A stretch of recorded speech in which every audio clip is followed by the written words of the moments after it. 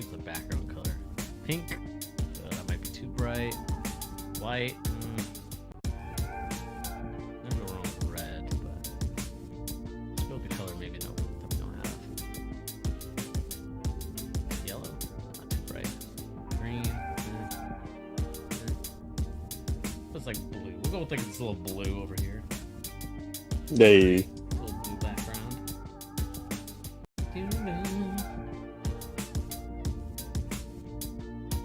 Oh.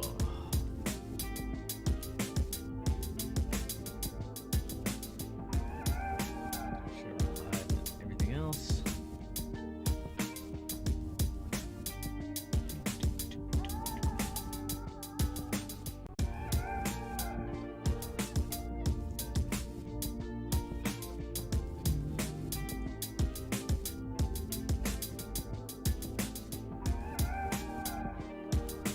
Good, live here, perfect. Should be live everywhere else.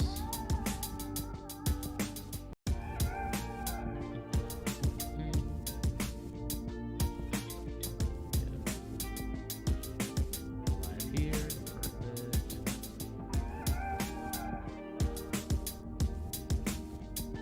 Just gotta make sure we're live on Twitch as well. Even though I don't use Twitch that much. Yeah, me neither. Sometimes here and there. Alright, we're live there too. Yep. Alright, sweet. Alright, how's it going, everybody? This is, of course, your boy Bernie here along with Brad. What's up, y'all? And we're just gonna wait for Pete. He's coming really soon. So we're just kind of waiting for him to kind of get started on this episode. And today, guys, we are gonna go over the Western Conference preview show.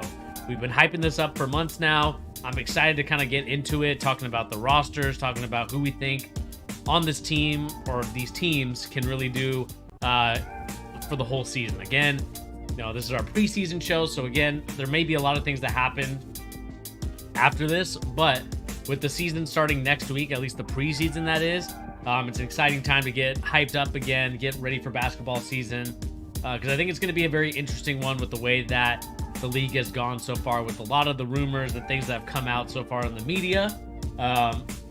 We'll get situated on that relatively soon, so hopefully you guys are ready to get going soon. So again, we're just going to wait for Pete, and then we'll get there.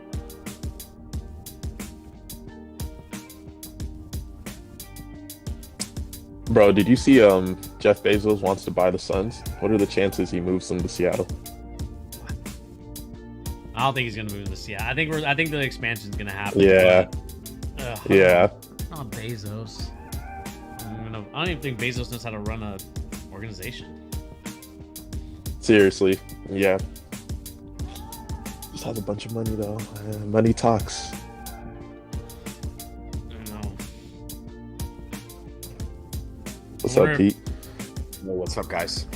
I wonder if that guy's gonna buy it. The one that was asking for that dude to step down. Oh, the minority owner? Yeah. It's gonna be True. Bezos, 100%. Right? Bezos? Yeah. If he Jeff wants it, Bezos? he got the dollars, so he's gonna take He's it. got to. I think people are gonna be mind blown by how much the Suns sell for. I think it's going over 5. I think barely over 5 bill. I could see it. Arizona is the perfect market. Like, I wouldn't move them if I bought them either. Like, Yeah. perfect market. No competition. Cardinals suck. They don't have anything there besides the Suns right now. So somebody wants it, man. I mean, you see what the Lacob is doing. Is it Lacob? What's his name? The guy that owns the Warriors. I always forget that guy's Lacob. name. Yeah, I mean that dude. I heard somebody talk about it recently. I forgot who it was, but he was talking about like that dude is so famous just because in rich guy circles he's so famous just because he owns the Warriors, right? Like if you have a competitive sports team in the United States and you're a rich billionaire, it's just clout, man. Everybody wants that clout. Mm-hmm. I think we can all relate. No. One day we'll relate. One day, if we all put our money together, maybe we could, put a piece in on the Suns. Maybe we'll be able to buy a little stake in the Sonics. We'll We start could up be an minority AAU team. owners. Oh God. Oh God. Don't even get me started on AAU basketball. Anyway, with that being said, welcome everybody to the Charge, bringing you kind of the latest NBA news and rumors and also basketball opinions and people. Pete's officially here. We're ready to get started on what should be a very interesting topics of today. And like I talked about earlier, if you guys were here this whole time, we're going to go right into talking about the Western Conference preview and prediction show. This is where we're going to decide as a group who we think should be in this. So how this is going to work is that we all have our lists. We're going to go over, 15 all the way to 1, and we're going to talk about where we think they rank, and then afterwards we're going to put them in the tier list with the voting. So if we vote that, that's the way that it's going to go. So does everybody have their list ready for this Western Conference preview and prediction show? Yes, sir. I'm very ready. All right, let's get started with number 15 then, and I'll go first. So at number 15, everybody, I have the Houston Rockets. I have Kevin Porter. This is kind of the lineup that you guys are going to see on my screen. I'm going to show you the lineup. Potentially, I know that there's guys like Tari Eason and Jabari Smith that are kind of down on here, but this is so far without them being introduced to the lineup just yet. I think that Jabari Smith is going to be in there over Deshaun Tate for sure. They got Alfred Sengun, they got Kevin Porter Jr., like Brad was talking about last week as him at the point when we were talking about Christian Wood. And then Eric Gordon. I think Eric Gordon's an interesting one because I think he could potentially be a guy that's traded. And so for me, the reason why I have the Rockets here is because I think they're still a very young team. They have a lot of young pieces, and they need to continue to grow and develop. And I feel like they need to take their lumps before they can come up and, kind of battle against the big boys, just like the Warriors did all those years back until they finally, reached that breaking point where they got old enough to where they could fight now against the big boys. And so if we look at their stats from last year, clearly overall team rankings, they were 29th in both offense and defensive rankings, but defensively they were number 6. And so, I think this team has a lot of things to work on. I think they allowed them one of the most points in the league. And so I think that's the reason why I have them at 15. It's just because I think that defensively they need a little bit of more work. But yeah, I got the Rockets at 15. Where do you guys rank or who's your 15? I'll go. Let me before we get too far, I just want to clarify. Are we going to do like how are we doing it necessarily? Are we all going to say like who we think is 15 in particular, or are we going to go by like specifically with the team and say where we have the Houston Rockets? What's your preference, Bernie? Why don't we talk about our 15, and then at the end we'll put them in the tier list and we'll say, hey, we could do that. Yeah, we can make deals and move teams around if we strongly disagree with each other, whatever. Now we have 3 people too, so we can vote a little bit if we need to. True, so, yeah. All right. Let's go for it. Brad, you're up. All right, yeah, I'm with Bernie. I got the Rockets 15. Ooh. I think I like the addition of Jabari Smith because he's going to add defense and versatility. But he's not much of a shot creator. He has to be created for, and with Kevin Porter Jr. as their point guard, he's a great creator. It's just he's really, really up and down. So, that team offense isn't going to be really good. I love Steven Silas. I'm all about, uplifting black coaches, but schematic wise, not a lot there. So they're just going to be helter skelter. Sengun, it's really an experiment. A lot of people like Sengun. I personally don't think he can be a starting center in the league. Wow. I don't think so. I like Sengun. I like his game and his feel, but I don't see enough from him to think he could be like a starting center in the NBA. I don't. I got the Rockets last. They don't even have any good vets really besides Eric Gordon, who's just a trade piece. So they're tanking for Wembanyama. Actually, they're tanking for Scoot to replace KPJ. But. Probably. Yeah, that might be the case. I want to see Usman Garuba get some minutes this year. Regardless, my number 15 is not the Houston Rockets. Actually, it's the Knicks. No, I put them in the West and I put them at the bottom of both conferences. No, I actually have Utah as my bottom team in the West. Ooh. This is more a little speculative, I guess. I would argue that I'm kind of based on, some common speculation that they're going to trade some more of these vets off this team just to get any pieces they can get. I think this is like the tank job of all tank job seasons. I really do. I think they're going to be terrible. I think if Colin Sexton is your best player, you might as well have Russell Westbrook as your best player. They're very similar players when it comes down to their efficiency, the shots they take. Getting other people involved on the court is not even as good for Sexton at this point in his career as it was for Westbrook, right? So I just don't see a lot to like. And realistically, like, here's my one difference with Houston. I actually don't even have Houston at 14. I have them at 13. Spoiler alert for me, just a little bit. I'm going purely based on just talent, just who's on the squad. If anybody takes a step forward, I just don't see any way for this Utah team not to be one of the 2 or 3 worst teams in the league this season. And I think that's the plan. Like, I don't know how you look at what they've done and say, yeah, these guys, they're going for it. So I think if Danny Ainge really truly wants to send it this year and go all in for Wembanyama, I think he's set himself up pretty nicely. Like, this team is terrible. It's so bad because there's no way Clarkson's on the squad. There's just no shot that he stays here. There's no way that Malik Beasley stays on this team. There's no way. I could name 5 guys on this team. Mike Conley. Yeah. What's his name?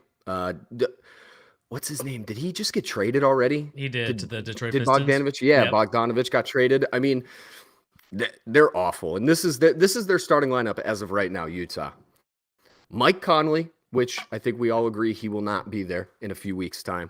Colin Sexton, Malik Beasley, Lauri Markkanen, Kelly Olynyk. Kelly Olynyk was not a backup in the league like a couple seasons ago. Like, I like Kelly Olynyk, but if that's your starting center, I mean, I don't know if I like anybody on this team as much as I like Jalen Green, Jabari Smith. Yeah. I mean, I could name like 3 or 4 guys on Houston I like more than anybody on Utah's roster. Yeah. So that's my rationale. It's a little bit speculative. I think Utah's terrible. I mean, the only thing I'll say, and then Brad, you can go after. Actually, no, Brad, why don't you go first? You go first, Brad, if you have a counter. Sure, yeah. Actually, I don't have a counter. I'm going to agree with Pete, actually. looking at their roster, this roster is bad, bro. Like, it's really bad. Like, and it only gets worse. Yeah.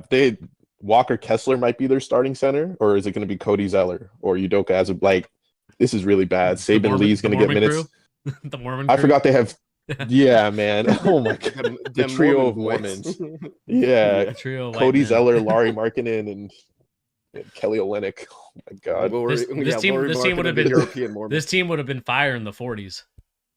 Yeah, I mean, exactly. This team. Oh my god. For real. Yeah. But the one thing I will say that I think in defense of, maybe not in defense, but what I will say is that I think that at the end of the day, the Houston Rockets team will be a lot better in a couple years. And I just think that, when it comes to like the age, when you look at the age difference between the two teams, this league is a lot different than the NFL. It's a lot different than MLB.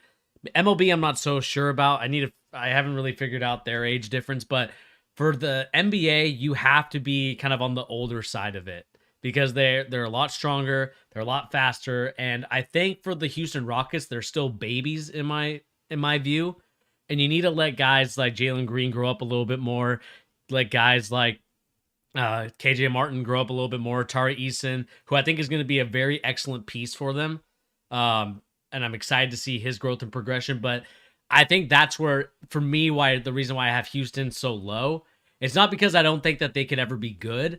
It's just that at this current point, they're still in that early development phase of their team. And I think that age and experience matters in this league. And for these guys, they just need to gain that. And Brad was right about it. I mean, they don't really have a veteran presence because Eric Gordon is going to be traded. He's not staying there. And I think that's the issue that this team has at the current moment, is that they have a bunch of young guys. I mean, they have Deshaun Nix, who was, I believe, drafted this year or last year. I can't remember what year he was drafted. Last year. Garuba, a young guy. Bruno Fernando, probably one of the older bigs, or except for Marjanovic. But, I don't think that Marjanovic has that, like, I would say, vocal leadership presence that I would say like even John Wall had on this team last year. And so I think for me, that's the reason why I have Houston at 15. But I could understand why you'd put Utah there. I mean, realistically, if those guys are gone, guys like Jordan Clarkson, guys like Mike Conley, if those guys are off the roster, then I could 100% agree with you guys that Utah will probably be dead last. There's going to come a day in probably like January, somewhere in that range, end of December, where you'll click onto a random Utah Jazz game and you'll hear 4 dudes on the court you've never heard their names before. People need to be prepared. This is that squad this year. They're going to be rotating dudes on 2-way contracts. They're going to be getting G League players. I mean, this team is going to be a disaster purposefully. And my last thing for Houston too. Well, I guess I'll save my Houston thoughts because I guess no, we're all just talking about them. Yeah, I think they're 14 or 15, whatever it is, 14 or 15.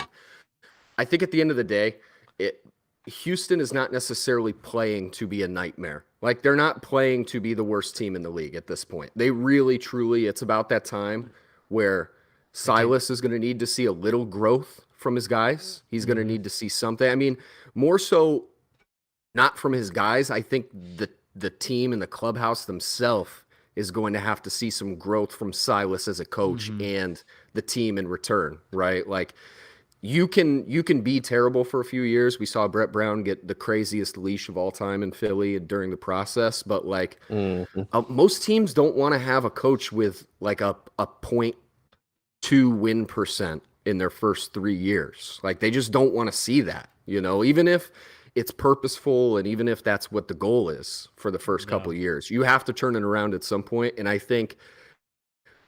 mean, you have these guys who are top 15 picks. They have so many lottery picks on this team. It's crazy. So this is where I think it starts to come around. And, my last point too, I think Jalen Green, I don't see a world in which anybody on Utah scores as many points per game as Jalen Green alone. Like, I think he's going to go up to like 23, 24 points per game this season.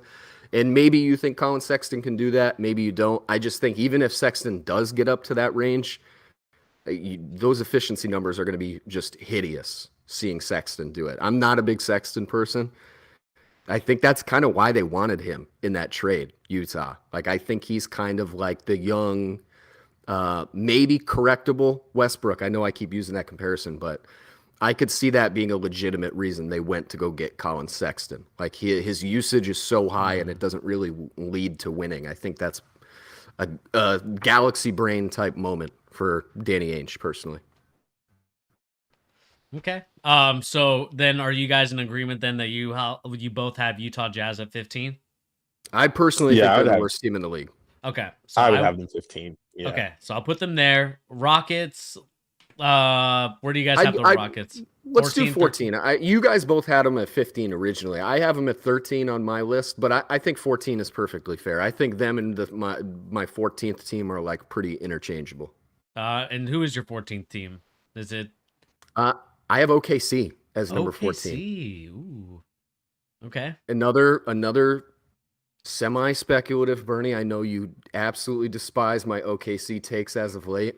I just see another tank season, man. I just don't see what this team has done to improve. I know that if Chet is there, it's a different story. It's a completely different story. I think the intentions behind this season dramatically shifted for OKC as soon as he was out for the year. I think it really went, and they saw it as an opportunity, or they're going to see it as an opportunity to be the Thunder of the last 10 years or so all over again, and just get one more year in with this, this upcoming strong draft class again. Like, let's say this team is as bad as they were last year and they get like the 5th pick. Like, they have to be pretty pleased with the idea of getting that in this draft. They're going to get, one of the Twins or somebody like that in that range. So, I just think they're terrible, man. And Bernie, I'm going to say the thing that you hate the most. I really think that Shea gets traded this year. I really do. I know there's people. Crazy. I know there's people who disagree. I get it. It's speculative. I know. I just think they're too terrible to keep a guy that good and that young, like, happy in that situation for as long as he's. But even then, if he's there, I just don't think he's enough to make this team that competitive. Whew. And I love Shea. I love Shea. But where would they trade him to? I feel like nobody would even. You already know what Pete's gonna say. You already know what Pete's gonna say.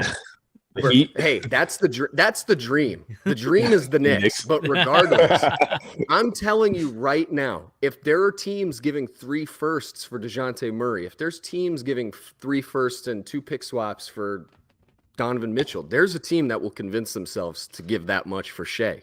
He has But those are better all-stars, though. efficiency. Shea, he hasn't been an all-star, though. Shea has never been on a good team. He's been on terrible teams. If you look at what he can do on the court and his just effective range everywhere he can play on offense, defense, how big he is the guy that teams would want, I think. I think there's a lot of people that would look at him and say, oh, he's like a few years older Cade, basically. You know, whether people hate that take, I bet, but he's super good. He's just been on terrible teams. Yeah. Agreed. I agree. He's been on horrible teams. Yeah. The thing that I'll say about this is that, you know, I think it's unfortunate that Chet Holmgren got hurt this year, but even with Chet out of this lineup, I don't think that they're going to be as bad as you think they're going to be. I still think that Jalen Williams will do an amazing job there, kind of either subbing in for a guy like Lou Dort, maybe even playing that 2 guard for a little bit. But you have guys like Shai Gilgeous, you have Josh Giddey, you have Trey Mann in that lineup. You have, you know, like I said, Lou Dort. You know, you have Derek Favors, who's a veteran in this league, done a great job. I think that this team is a lot better than you guys think. I don't think that I think they're fine at 13 for me. I'm happy with that. I actually, now that we're talking about it, I think they're better than Houston. I think I have them at 12 is where I had them at. And the reason why is because I think this team is a lot better than a lot of people give credit for it, and they don't really have to do that bad of a tank job because they have so many picks coming up. So this isn't a situation where they need to be as terrible as they need to be, or they should be. But you know, offensively, I think is their biggest struggle because other than, you know, Shai Gilgeous averaging his 25, you know, the one thing that's missing for this team is extra scoring, and so.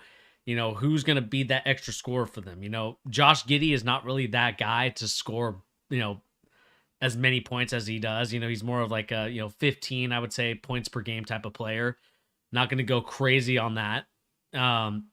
Lou Dort, maybe just because he's getting the volume of 3-point shots. You know, Jalen Williams will have to be that guy that steps up offensively this year. And so, I'm excited to see him do that, and I think that you're ranking them a little too low for my liking. I think I got OKC at 12 in my list. Really? Okay, I got them at 13 because I think what Pete said about them seeing an opportunity with Chet is probably spot on. Just imagine, like, picture this: Victor and Chet on the same team. The Twins, oh, yeah. Like they have to at least try. Yeah, they have to at least try. With all those picks, I could see that. I would say Trey Mann also would probably help pick up the scoring. Yeah. He's a really, really good off the bench scorer. But they're gonna purposely, some of these people on the roster, Lindy Walters, he's gonna play and not good. Usman Dang is probably one of the worst players in the league, dog. I can't even lie to you. Like, I like him. He's young. Yeah. But no. And he's going to get minutes too. So you're hitting on exactly my ultimate point with this team right now, Brad. Like, this team, Sam Presti being the general manager of this squad, has shown nothing but being the kings of speculative basketball over the last 5 to 10 years, right? That is literally what they build their core, like, ideals around. That's why they took Usman Deng. They traded 3 first-round picks for Usman Deng. If you watched any tape on Usman Deng, he is one of the least ready players to play this season of basketball there is. He's one of the least ready. I like Usman Deng. I actually wanted the Knicks to hold on to him and let him play in the G League for a while. He's so not ready to play NBA basketball. But that being said, it's all about body type. It's all about potential skill set. And if they're willing to go that speculative on guys like Chet, Poku, Usman Deng, they are 100% salivating, foaming at the mouth over Wembanyama. They are 100%. And I think when it comes down to it, if the potential is like, we have all these picks, they've tried to trade for the first pick before. They tried to get Cade a couple years ago. And they tried to give as many things as they could to Detroit to get it. I just think there is a very strong likelihood that they see that the writing is on the wall. It's the same exact scenario they've been in. Mm-hmm. And the only thing holding them back from being in that top 3 again is Shea. He's literally the only thing that will prevent them from being that bad. And I think the last couple of years, we've seen him literally get benched for injuries that he could have played through. We know that happened. I mean, it's undeniably true. And he was winning and shooting game-winning shots for them, and it just didn't. That's not what they want. That's not what they're building around. So I think when it comes down to it, they have their point guard of the future in Josh Giddey. Shai Gilgeous-Alexander, I know there's people who think he's a 2. He's a 1, man. He's a point guard. I mean, he really is. Is he hurt right now too? Again? Yeah. He's hurt. He's out until the beginning of the season. Training camp at least. Interesting. Very interesting. I mean, I know it's speculative. I just think we have seen this team make the same choices over and over, but in slightly different ways. They're looking for these huge, weird players that no one else has. And I think, like Brad said, the idea of Chet Wembanyama on one team with Josh Giddey, a 6'7", 6'8" Steve Nash playing the point guard. I mean, well, okay. That's all they're thinking about. That's all they're thinking about. All right, let's and then I think my 14th team, and maybe we can go from all the way to 12. I think one of the teams I have in here was the San Antonio Spurs. I think they're kind of one of those teams that needs to be a little bit down there, just because I think when I look at this roster, they have some decent pieces, but the fact that they have Romeo Langford in their rotation, that's gotta be that's painful. That's gotta be an alert. That's gotta be like a red alert emoji. Just like, what are we looking at here? You have Jakob Poeltl, solid, not really good, but solid. Keldon Johnson, they're kind of all-star of the team, not an all-star, but an all-star of the team. Kind of taking over the ropes. But then you have Trey Jones, who I like, but I don't know if he's really. I mean, do you guys think that he's a starting point guard in this league, or do you think that he's someone that needs to come off the bench as like a 6-man or just a rotation guard? He's definitely an off-the-bench player, but his defense will make them a better team this year. Yeah. He's a great defender. I mean, they got Doug McDermott on this team. They got Zach Collins, who can't stay healthy. Dougie McBuckets? Are you? They got Zach Collins, who can't really stay healthy. Never. They got their guy Sohan. Sohan. I like him. I think that he's a great player. It's just I don't know if that was the right fit for the Spurs in terms of what they needed. Be good, Bernie. He'll be good. They're gonna want to develop him. But yeah, and then you have Keita Bates-Diop, who I like. But other than that, to me, I think that this team is a lot worse than I would say the Jazz team even. I just want to quickly shout out Josh Primo, because he was a god Primo in 2K23 for no reason. Like, he's really good in 2K23. They see the vision or something. Still one of the youngest players in the league. I mean, he's been in the league for a full year, and he's still one of the youngest guys in the league. My rationale with the Spurs is quick. All right, I have them at 12 personally, above those 3 teams we've already talked about. It's maybe there's people who hate this take nowadays. It's been a few years since they've been competitive. I kind of look at the Spurs like I look at the Patriots, man. I mean, they get I give them extra wins because of the coaching staff. I always do. And generally speaking, it plays out that way. Like, they're a little bit better than the worst teams just because of the difference in coaching quality. And this team is terrible. Like, their roster is god awful. And if you had to take OKC's roster versus this one, or even Houston's, there's no you'd have to be a lunatic to take take this team over those. But I just don't see a universe in which San Antonio truly bottoms out with Popovich as their coach. And I think people underrate how good Keldon Johnson is. I think without DeJounte Murray, he's going to probably move up into the mid-20 range points per game. He's really solid. Jeremy Sohan is going to actually surprise people too. I don't think they're good. I think this team is terrible. If you had to rank the least promising futures of all these teams, I think they're probably one of the most. But as long as they have Popovich, I think they're better than these consistent tanking teams until I see differently. Okay. Brad, what you got for us? Yeah, the Spurs? I agree. I got the Spurs at number 12. I think that Devin Vassell is he's on the trajectory to be one of the better two-way players in the league. He can shoot it. He's got crazy long wingspan. They're just developing their young players right now. Josh Primo. I like Malachi Branham too. Actually, he was really good at Florida State. I think that's a sneaky pickup. But yeah, I like Zach Blake Collins Wesley probably too. won't play Another a good lot. pickup. Yeah, Blake Wesley's a good pickup. Super scorer. But Romeo Langford. Is That one, not Romeo so much, Langford, right? I did not like that at all. At all. That one's pretty rough. Yeah. But yeah, they're gonna imagine them getting Wembanyama. Whew. With that development, that's like a Tim Duncan situation all over again. I mean, the difference is they don't have the Admiral. They don't have they don't have like a quality star who can mentor him, but I don't think it matters if you have Popovich and then you have like Tim is on the coaching staff though, right? Yeah. He kind of goes back and forth. I think he was one season and then he wasn't last season. I don't think he was on the bench last year. I didn't see him, but he's in there, he's in their front office or something. Like, he's kind of like he's like, what's his name? Oh my gosh, why am I forgetting one of the best players of all time? The guy that the Mavericks player, Nowitzki. Oh my God, Dirk. Dirk. Yeah. No, Dirk. He's kind of like the Dirk. He's like the Dirk of this just the San Antonio locker room. He's like there.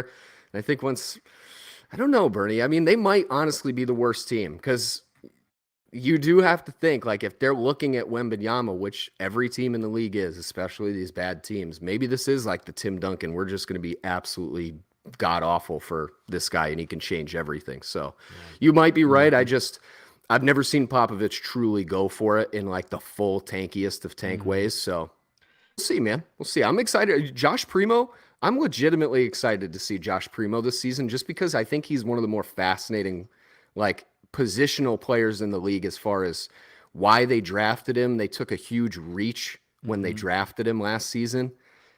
And he's so young. He's just such a weird potential type player. So I'm excited and interested to see how he gets more opportunity at San Antonio. What the vision was when they took him is interesting. Yeah. All right. So who are we putting at 14? Who are we putting at 13 then? Because I got Jazz, I got Rockets. Who's going next? Are we going Spurs? Or are we going OKC? Oh man, that's tough. Honestly, Bernie, I'm gonna side with you just because I don't side with you enough, and because I'm torn. Let's do San Antonio. Okay. Just because I think I have to keep the same energy. I think their top end talent is just, even with Chet out, it's not as good as OKC. They don't have anybody that is even on the stratosphere of Shea or even Josh Giddey, in my opinion. So based on that logic, I'll put San Antonio at 13. Stick with you. And then OKC at 12. And I mean, that's kind of it for there. All right. I really went against my OKC hate. I really did. You did. All right. Who you guys got at 11? That's the biggest question. Brad, do you have your 11th team? Yes, sir. For my 11th, I have the Blazers. The Blazers. Interesting. Okay. Yeah. I mean, they're going to get Dame back. They'll have Simons. But, I mean, the West is going to be – it's not going to be easy. It never really is easy. Yeah. But their team, their construction isn't very good when you look at their roster. You have Nurkic playing center. He's injury-prone. Yep. Can't really anchor a defense.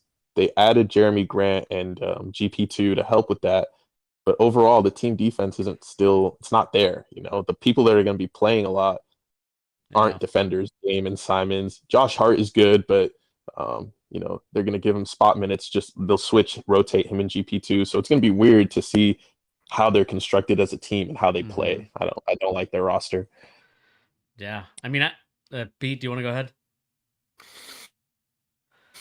Oh man, I really quibbled over this little area. I just used the word quibbled in seriousness. Yikes. I really debated with myself. I've been writing my list like all week since I came up with this idea, since I suggested it. And Portland has been is proved to be probably the hardest for me to put in a spot. Because I think they have probably, I don't think they're like a top 4 seed in any universe, but I do think they have kind of the highest ceiling of these bad teams if things go right based on their roster alone. Okay. I just also think that they could really bottom out pretty hard, like with a couple small things happening. Like if Dame is even remotely injured at any point in this season, this team is so terrible. But it's almost it's a weird situation because they do have a lot of good players. And I actually think that they built this team in the way that they should have been building the CJ Dame teams of the past. Like they have these big threes and these kind of movable forwards who are long but can defend all over the court, like Jeremy Grant. I actually have Sacramento next, personally. Ooh. Okay. And I know that there's going to be some people, Sean, I'm talking to you, going to be a little upset with my take here. This is kind of the inverse of my San Antonio take, where it's the structure of Sacramento. Until it proves otherwise, I just can't believe in Sacramento. I just can't. I think they have better talent on paper in the young department than Portland does, but it's just they don't have anybody on the realm of Dame Lillard. And when it comes down to it, Portland has people who have been there and done it. I mean, Gary Payton just won a championship. Dame has been to the Western Conference Finals. Anthony Simons was young, but he was playing in the playoffs a little bit too. They're not great, but I have them a little higher. So yeah, Sacramento I think is just, God, they're tough. Bernie, what do you think? While I formulate my better explanation of why I have Sacramento next, who's your 11th? My 11th is actually Sacramento. I agree with you in that perspective. Just because I think when I look at this team, I think that it is really top heavy. And what I mean by that is that you have Darren Fox who's gonna score the heck out of the ball. But then you add guys like Kevin Huerter. Oh my gosh.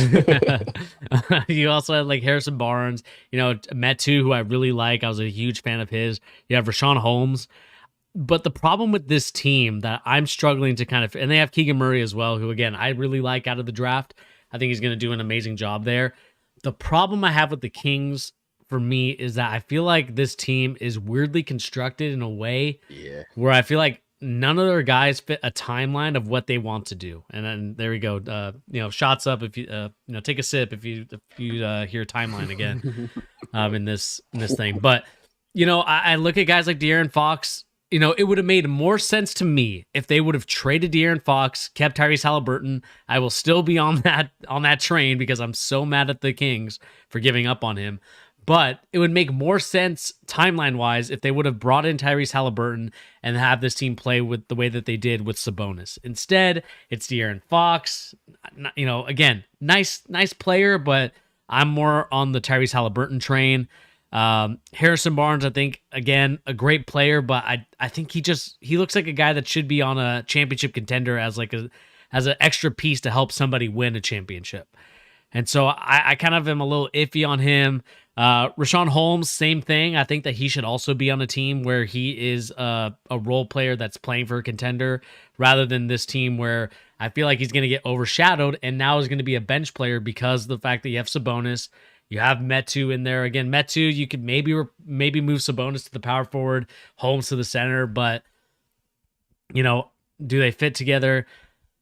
Yeah, I mean, I agree with you, Pete. I think that this team will struggle offensively, other than, you have Darren Fox who's going to put up numbers because that's what he's been doing these last couple of years now. Mm-hmm. Defensively, I think that they're kind of a turnstile, except for guys like Barnes.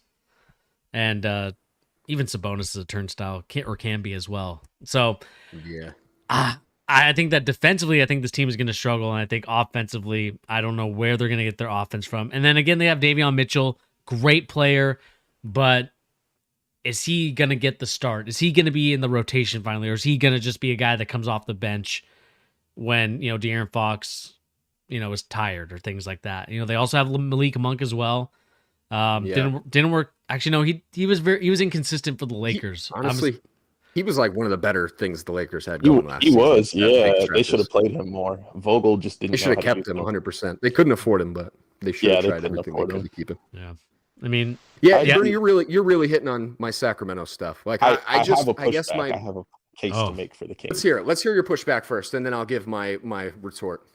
Okay, so Bernie, you said the Kings don't have a direction, but I think they do have a direction, and this is why I have them making the play-in at least. Ooh. Their whole for sure. Their whole direction was to make the play-in. That was their goal. They've been so terrible. That's the reason they made the Sabonis trade. I don't think they should have made it for their future, but their whole goal with that was to make the play in, make the playoffs, and give Kings fans something.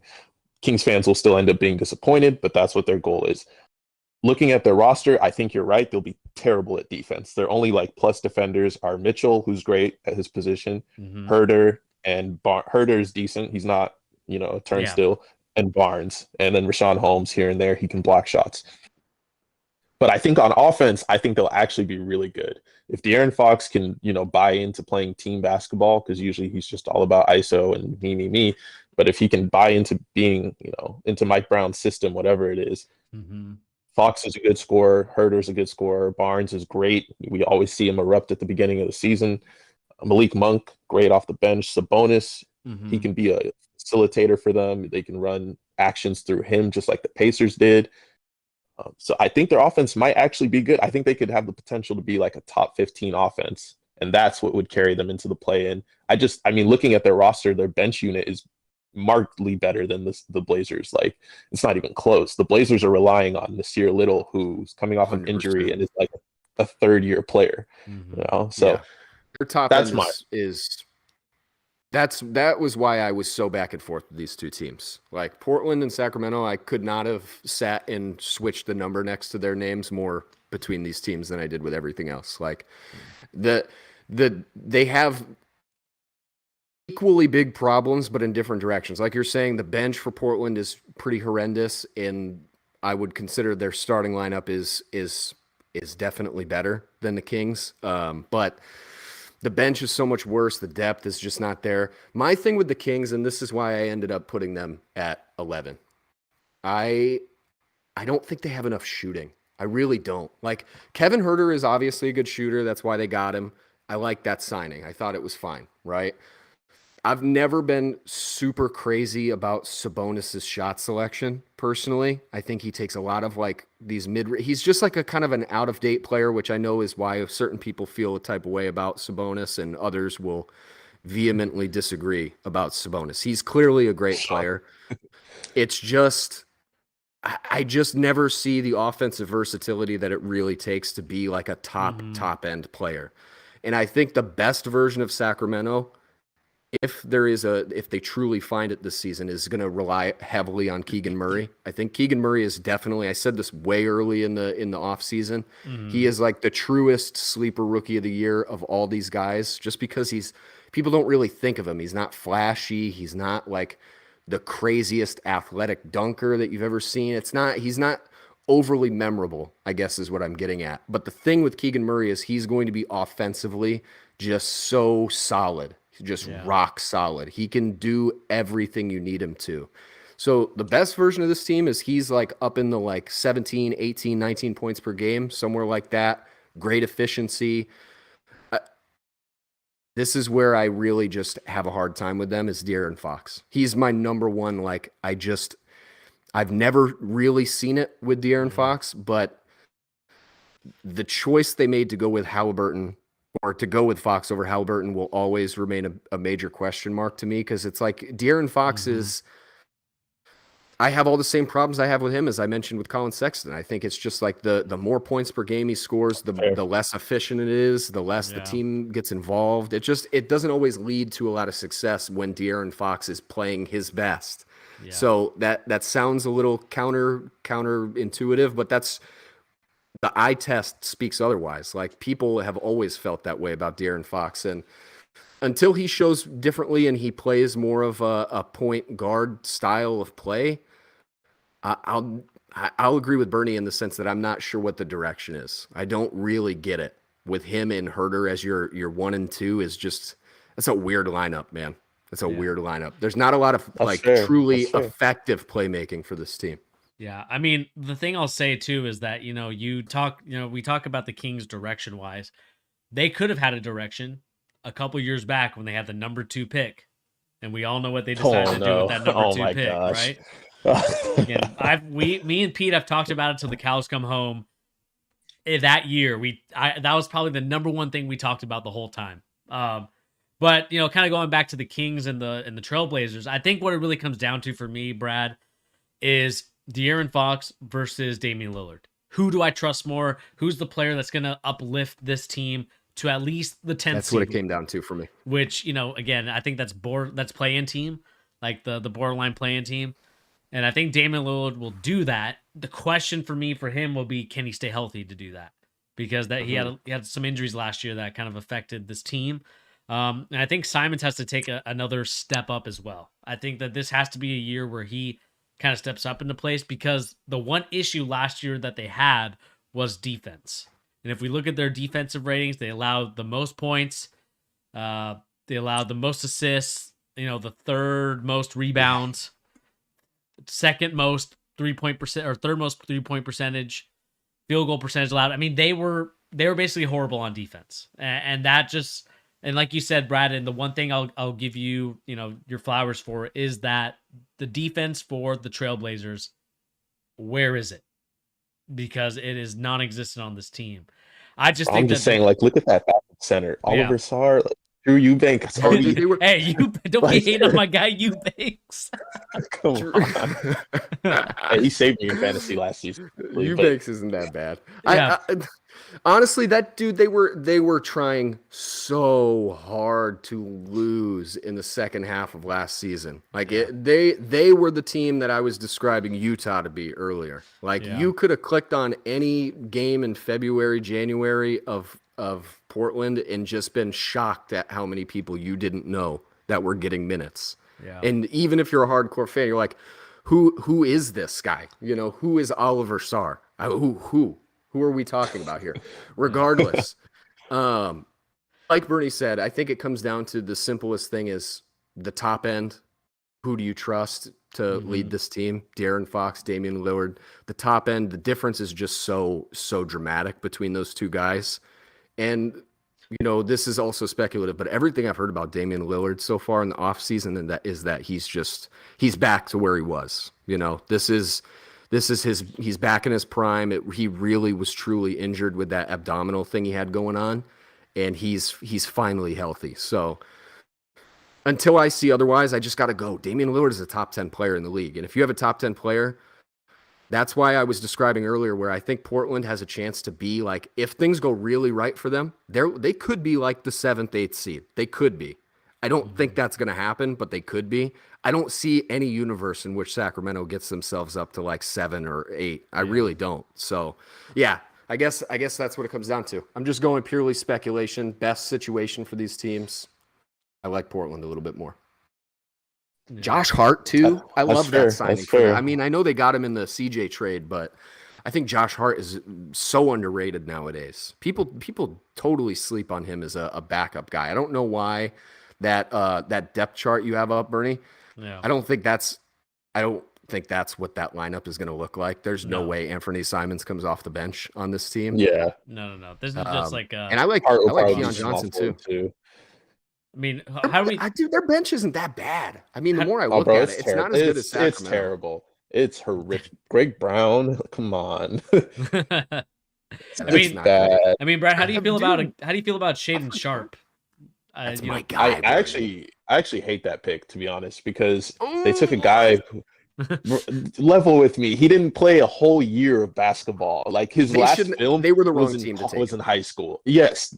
I think Shaedon Sharp is good, but when you have Simons, it's kind of redundant. It's like the CJ Dame thing all over again, and then taking Simons, and then so it's like, are you going to trade Simons now? Like, why take a 6'6" guard? Doesn't make sense. Yeah, I mean, Bernie is going to make a joke, I'm sure, at my expense of Shaedon Sharp, just because I rode so hard for Shaedon Sharp. I mean, I literally put Shaedon Sharp. I put him at the top of my board. Like, he was right next to Paolo and Chet for me, just purely based on like what he could be at the top end. The problem is that he's not going to sniff that this season. He might not even get minutes this year. That's the thing with the pick. I can't help but hate the pick based on the team he went to. Because, like, realistically, switch the situation around. If Portland had ended up with Keegan Murray and Sacramento had ended up with Shaedon Sharp, I would argue that's so much better of a fit. The timeline makes a lot more sense. But I don't know. If they can get anything out of Shaedon Sharp, that's huge. But it's just not going to happen. He's like a 2-3 years away. People are gonna be like, oh dang, okay, that's why they did that. But that's not this season. And so are we all in agreement with Thunder, Kings, Blazers for that 12-10? I would agree with that. I I would concede. agree with that. I do want Everybody has. I concede, but I think the Kings will be better.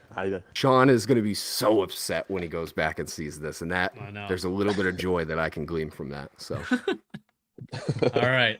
Let's move on to our number 9 and 8 teams. This is going to be very interesting because I think that it's going to upset a lot of people where I think Pete is going with it. I can already hear the smirk. I can already hear the giggles and the smirk. I can't go first. I can't do that. You got to go first. This is you. No, I can't do it. No, somebody go first. I'll go first. I'll go All first. Right, go ahead, Brad. Go ahead. I got the Lakers 9th. Ooh. I have the Lakers at 9 too. Can I also say have them 9 as well? Okay. That's not as controversial as I thought it was going to be. I was like, I honestly think they're definitely the 9 seed. Looking at these other teams, if you're a rational individual who watches back, I am the biggest LeBron stan of all time. I have a wall of LeBron memorabilia and merchandise in my room. Okay, literally. That being said, him and Anthony Davis alone are just, I cannot justify putting that team ahead of these other 8 squads. It just is not okay to my brain. I can't do it. All right, Brad. Somebody has to have better rationale than that, but it's Austin. Look at that lineup, bro. Damian Jones and Austin Reeves. Who? So my rationale is, besides the roster stinking, like their spacing got worse somehow. I don't know how their spacing got worse from last year, but like Dennis Schroeder can't shoot. Lonnie Walker hasn't been a good shooter. They're hoping he becomes a good shooter. Mm-hmm. Troy Brown Jr., not a floor spacer. Juan Toscano, not a floor spacer. Like, what is this, man? What are we doing here? Their best shooter on the roster right now is Pat Beverly. Team. Yeah. It's LeBron, but yeah, Pat Bev is probably their best just actual, like, 3 specific. Like, spot up. Sure. Yeah, exactly. Not trading Russ hurts them a lot. I know they're going to try and make it work. There's reports that they want to bring him off the bench, which will probably end up happening. They're just setting up for that. But even then, his effort on defense isn't good. They're saying Russ is a starter right now, but they're going to bench him. They're going to have to. There's no way. Like, he just doesn't fit with LeBron and AD. Yeah. And if you're going to start, they have to start Thomas Bryant. You cannot start Russ, AD, Bron, and Damian Jones, bro. It's going to sound like Hiroshima in those arenas. It's going to sound disgusting in those arenas. You cannot do that, man. There is no chance. I actually had a really hard time with the Lakers too, because I think if you're being rational and you're just looking at the roster they have right now, I was literally quibbling with putting them. I use quibbling again. I would have put them. I would have put them at 10. I started to question, do I actually think that Portland is better? I honestly think they might be. Sacramento might be better too, which is just borderline rude. Nowadays, Sacramento, they've been awful for 25 years.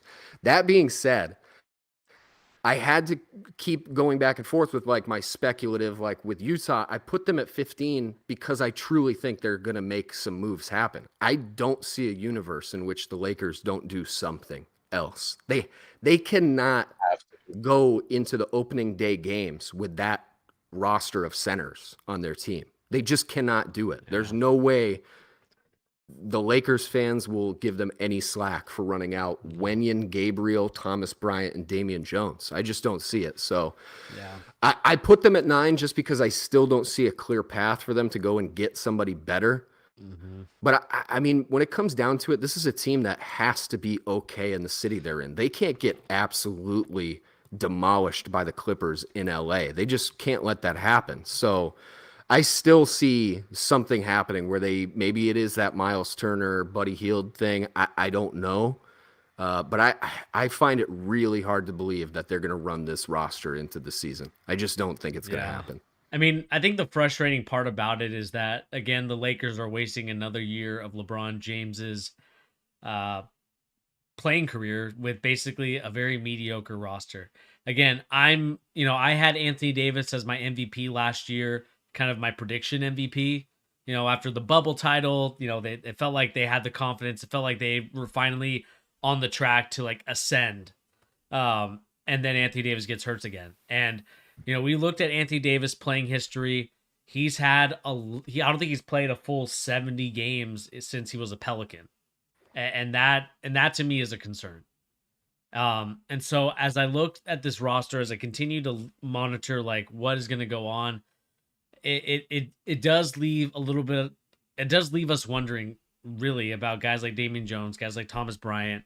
They drafted Max Christie, who again is probably going to be a G League guy. Scottie Pippen Jr., probably a G League guy, if not two-way. And then you have a guy like Kendrick Nunn. Again, he's been injured what seems like for almost 2 years now. That something serious must be happening to him where he can't play for what seems like almost 2 to 3 years now since we last seen him in a Miami Heat uniform.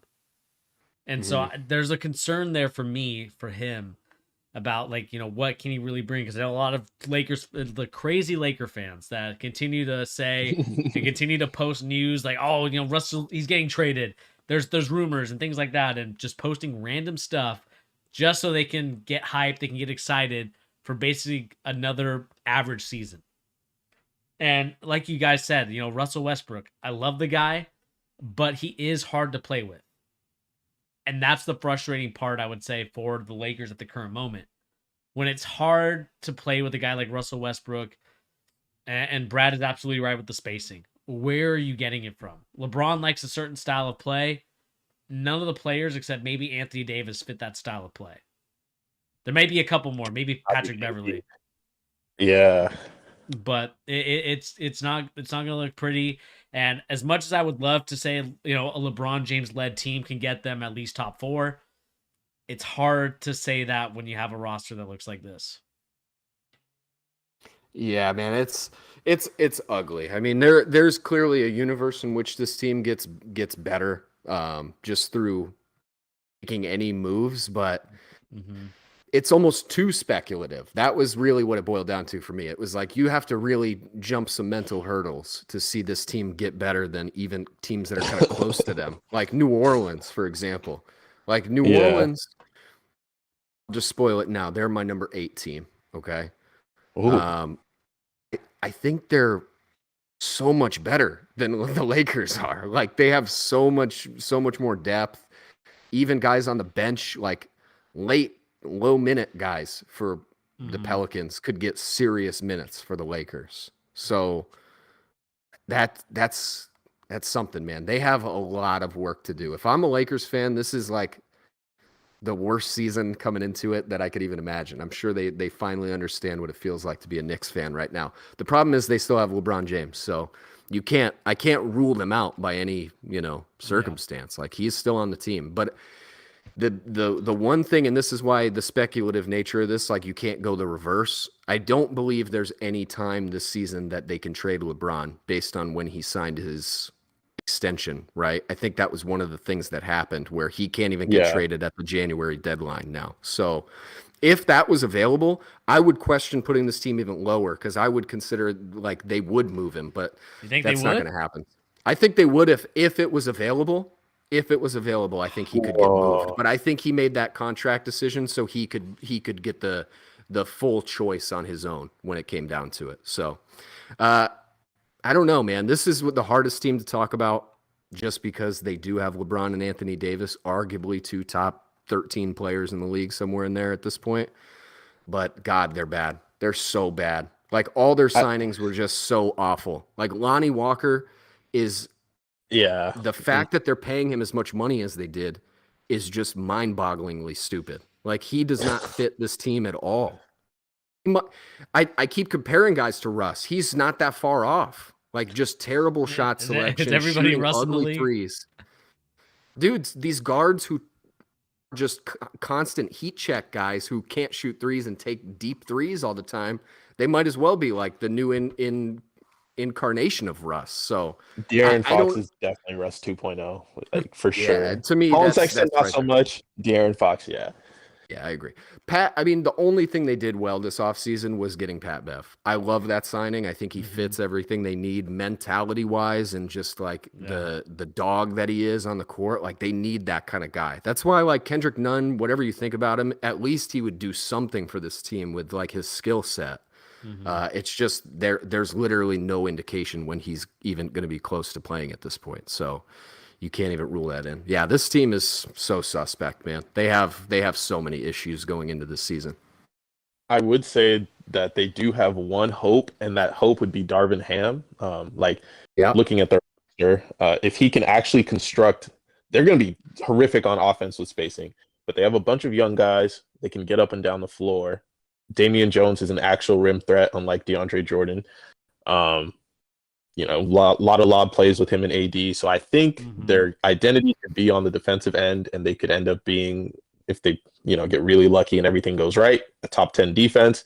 And then from there, LeBron could pick you apart, and they could find themselves in like the 7 seed if their defense is nice. But other than that, no. Cole Swider might play for them because of how bad their space is. Yeah, that's crazy. Yeah, that's crazy. Cole Swider is going to get minutes for this team. He will get minutes. Mm-hmm. All right, Brad. Who's your 8 team? Who's number 8? Who's Ocho? This might shock some people, but number 8 is the Memphis Grizzlies. Memphis, the major drop off. I was going to be controversial. Yeah, you have outdone. I looked at their roster and I really don't like it, to be honest. I think that mostly because they don't have Jaren Jackson for a huge part of the start of the season. If they had him, I'd probably have them higher. But losing him hurts. He's a Defensive Player of the Year candidate. He led the league in total blocks last year. That's a big piece. He spaces the floor for them, can guard on the perimeter. That's bad, man. So without him. And they lost Kyle Anderson, who would play make for them off the bench, who was a good wing defender. They lost DeAnthony Melton, a good perimeter defender who can also space the floor. And they got back was a rookie, Jake LaRavia. Don't know what to expect from him. They added Danny Green, but I do like him. I think he'll space the floor, but I don't think he can replicate what Melton and losing Jackson, all that. Yeah. And then they added Danny Green, but he's hurt. He's out for most of the year. He's saying he might come back this year, but he's out for most of the year. Other than that, they have the same exact roster pretty much. So looking at the rest of the West, I couldn't put them up above any of these teams. They don't have the talent. John Morant is amazing, but Zion is better. I think with the Pelicans getting him back, they can't even touch the Pelicans. Gosh, this is tough. Bernie, I don't even know. Are we even ready to talk about Memphis? Are they coming up soon for you, or are you like holding on to them for a while? I think they're somewhere. I have them kind of high. I have them a little bit higher. Yeah, not too crazy high, but a little bit higher. Yeah, I have another team that's lower than them. Who's your 8, Bernie? Because I already said I have New Orleans at 8. I have New Orleans as well. I think that, again, not saying that this team is necessarily going to be bad. It's just, I think the West is just way too stacked with all the players that are in the league right now. I think that this team, though, is a better team-oriented team, I would say. I think with the way that you have Brandon Ingram, you have CJ McCollum, who just signed that extension today, I believe. You have Herb Jones, who I really like. Jackson Hayes, I need to see just a little bit more growth from him as a player. Jonas Valanciunas might be someone that is good now, but might need replacing a little bit later. And then, of course, you have Zion. Underrating him. He's good. And then you have Zion Williamson. I need him to come out the gate like he did 2 years ago, because I think that if he can do that, then this Pelicans team can be top 6 for me. But it all depends on Zion Williamson, how he gets back into the league. He needs to be at the weight and the body fat percentage that they need him to be, so he can be effective and stay on the court longer. I think that was the problem with the way that he was playing when he was a little bit overweight. Not saying that he was fat, but just, when you have that much body weight on you, you're always landing on your knees. It's going to hurt. I mean, Brad did a good job, man, of justifying the Pelicans higher just with the Memphis Grizzlies take. So I got to give you credit for that, Brad, because thinking about it a little bit more now, it's just, I think the Pelicans, they have a roster. They have a lot of good players. Yeah. Have a lot of good players. I actually had a really hard time with this. Am I allowed to change at the last minute here? Because I have a team at 7 that is a little be controversial to other people, but I actually think that, God, the more I look at it, I think the Pelicans are better than Dallas. I really do. Dallas is my 8th team. I'm changing. I think Dallas is number 8. Hey, I think there's way too much on Luka on that team scoring wise. Like, I like Christian Wood a lot. I like that signing. We've talked about it. I just think that people are underrating how much of a glue guy Brunson was to this team in terms of getting the other guys involved and like being that secondary guy behind Luka. I really think he was important to what they did last season. So I don't think Dallas got better than they did last year. And they're another team where you have to think, like, if anything happens to Luka, if he gets an ankle sprain, he's out for a month. I mean, they don't have a Brunson to carry them through those games. They're going to be terrible anytime Luka misses a minute with this squad. I don't really like what they did as far as putting other scoring options around Luka for them. And I know people would disagree and put the pushback of Christian Wood as far as like he could give you 25 a game. I just don't think Luka is necessarily the type of guard that's going to get him 25 a game, first of all. And secondly, like, if Luka's not there, it's not like they have a great replacement to then slide in there and get Christian Wood involved any more than he was with Luka. So I don't know, man. I also think people, and Brad, I know you like Jason Kidd as a coach. I'm not going to take anything away from what he did last season. I thought his tenure with Milwaukee was so bad that I need to see it again. I need to see him do it for another season. Have a really good coaching staff, put together another season and outperform expectations. I'm going to go with it. I think Dallas is my 8th team. I think there is some fallback for this team based on their success of last year. That's fair. My pushback would be that they are getting Tim Hardaway Jr. back. Yeah, dude, I don't know. I'm a Knicks fan. I saw Tim Hardaway Jr. play a lot, and he would have helped last season for sure to have him. He's just not. I don't know. I think people overrate Tim Hardaway Jr. He doesn't move. He's fine. Agree. Yeah. He's so inefficient as a scorer too. I know that his stats in the last couple of years would indicate otherwise, but God, effect. Yeah. That's the Luka effect. It's the Luka effect. Open shots. Okay. Yeah. So let's see here. So who's our number 9 team? We had the Lakers, right? Lakers number 9. That was a consensus number 9. Yes. So number 8, we all have different teams. Yeah. I mean, I went Pelicans at the beginning. I think we can agree that it's not the Pelicans. I think we all kind of moved them up a little bit. Yeah. After that discussion. All right. I'll give you my 7th team. I think this one might shock Pete. Pete might go into a cardiac arrest if I say what I say. What are you going to say, Bernie? It's going to be Denver. I'm betting. Number 7, the Denver no Nuggets. Way, not You're oh my such God. such a bad take, Bernie. And my rationale for this is it's Jokic and the Brady Bunch. And the Brady Bunch is a bunch of guys that, again, I need to see Jamal Murray back and healthy. I need to see Michael Porter Jr. put together a better season. Because if he's not there, I don't know what this team will be if it's just Jokic and the rest of these guys. I know Bones Highland is a good player. I respect him. Ish Smith, great backup guard. But other than that, like I don't really like this roster as much as other people do. I think that this team, I understand that they have a bunch of good players, but I need to see Jamal Murray back and healthy before I can move him anywhere up on my list. Number 7 is where I think they should stay. Because again, I don't want to see Jokic go into the playoffs one more time and lose because his 2 guys cannot stay healthy. It's been like that for so long, and I just think that if you're a Denver fan, you're annoyed. You're annoyed that your two guys. I think Jamal Murray will be okay, but for the amount of money that you paid Porter Jr., he's got to step up and he's got to find a way to get healthy, man. I know that's not in his control at times, but I think for this team to really be a playoff contender, a top 4, top 3 team, they got to do a lot better. And I think this year they're gonna struggle a bit because I think it's gonna take Jamal Murray a little bit of time to get back into it. And I think that Michael Porter Jr. I think that he's a 9.9 per game scorer. 10 Whoa! Oh my goodness! 10. You're out of your mind. I'm low on MPJ, and I wouldn't say that. Telling me that Vlatko Kankar doesn't move the needle for you, Bernie? Zeke Naji? That name, Vlatko Kankar? Yeah, a firm disagreement on this one. Denver is definitely not the seventh worst team or seventh team in the West. This is where I have the Pelicans, and I think we've gone over the Pelicans enough. I think they're definitely one of the teams that has some of the highest upside coming into this year. Not Denver, New Orleans. And who's your seven, Brad? Yeah, I agree that the Nuggets aren't anywhere near 7, but I have the Pelicans, or not Pelicans. I have the Mavericks as 7th. Mavericks at 7. We Okay. just talked about them. Okay. Yeah, I think with Christian Wood coming or getting in there, he'll help out.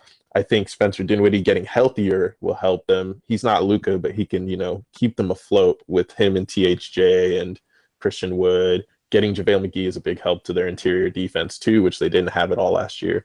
So I have them 7th.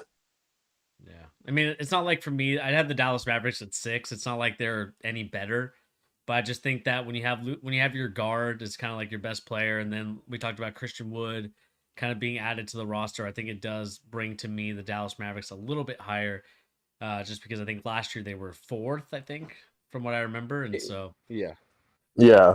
Also, one thing with Kidd, he's really emphasized not playing Luka ball. Like that was the issue with Carlisle, whatever how you say his last name. Yeah, like P, I get what you mean. A lot is on Luka, but Kidd was emphasized. Kidd is the one that brought out Brunson. Like he is the one that he unlocked everything that Brunson is now, for sure. I totally agree. Yeah. So I think even if Luka goes down, Dinwiddie and Hardaway Jr. can keep them afloat. Their roster's not terrible. They have good bench players. Kleber will now be coming off the bench for Wood, hopefully, and he's a good player. Finney Smith, Bertans, he can shoot at least. At least Kidd knows how to use someone like Bertans.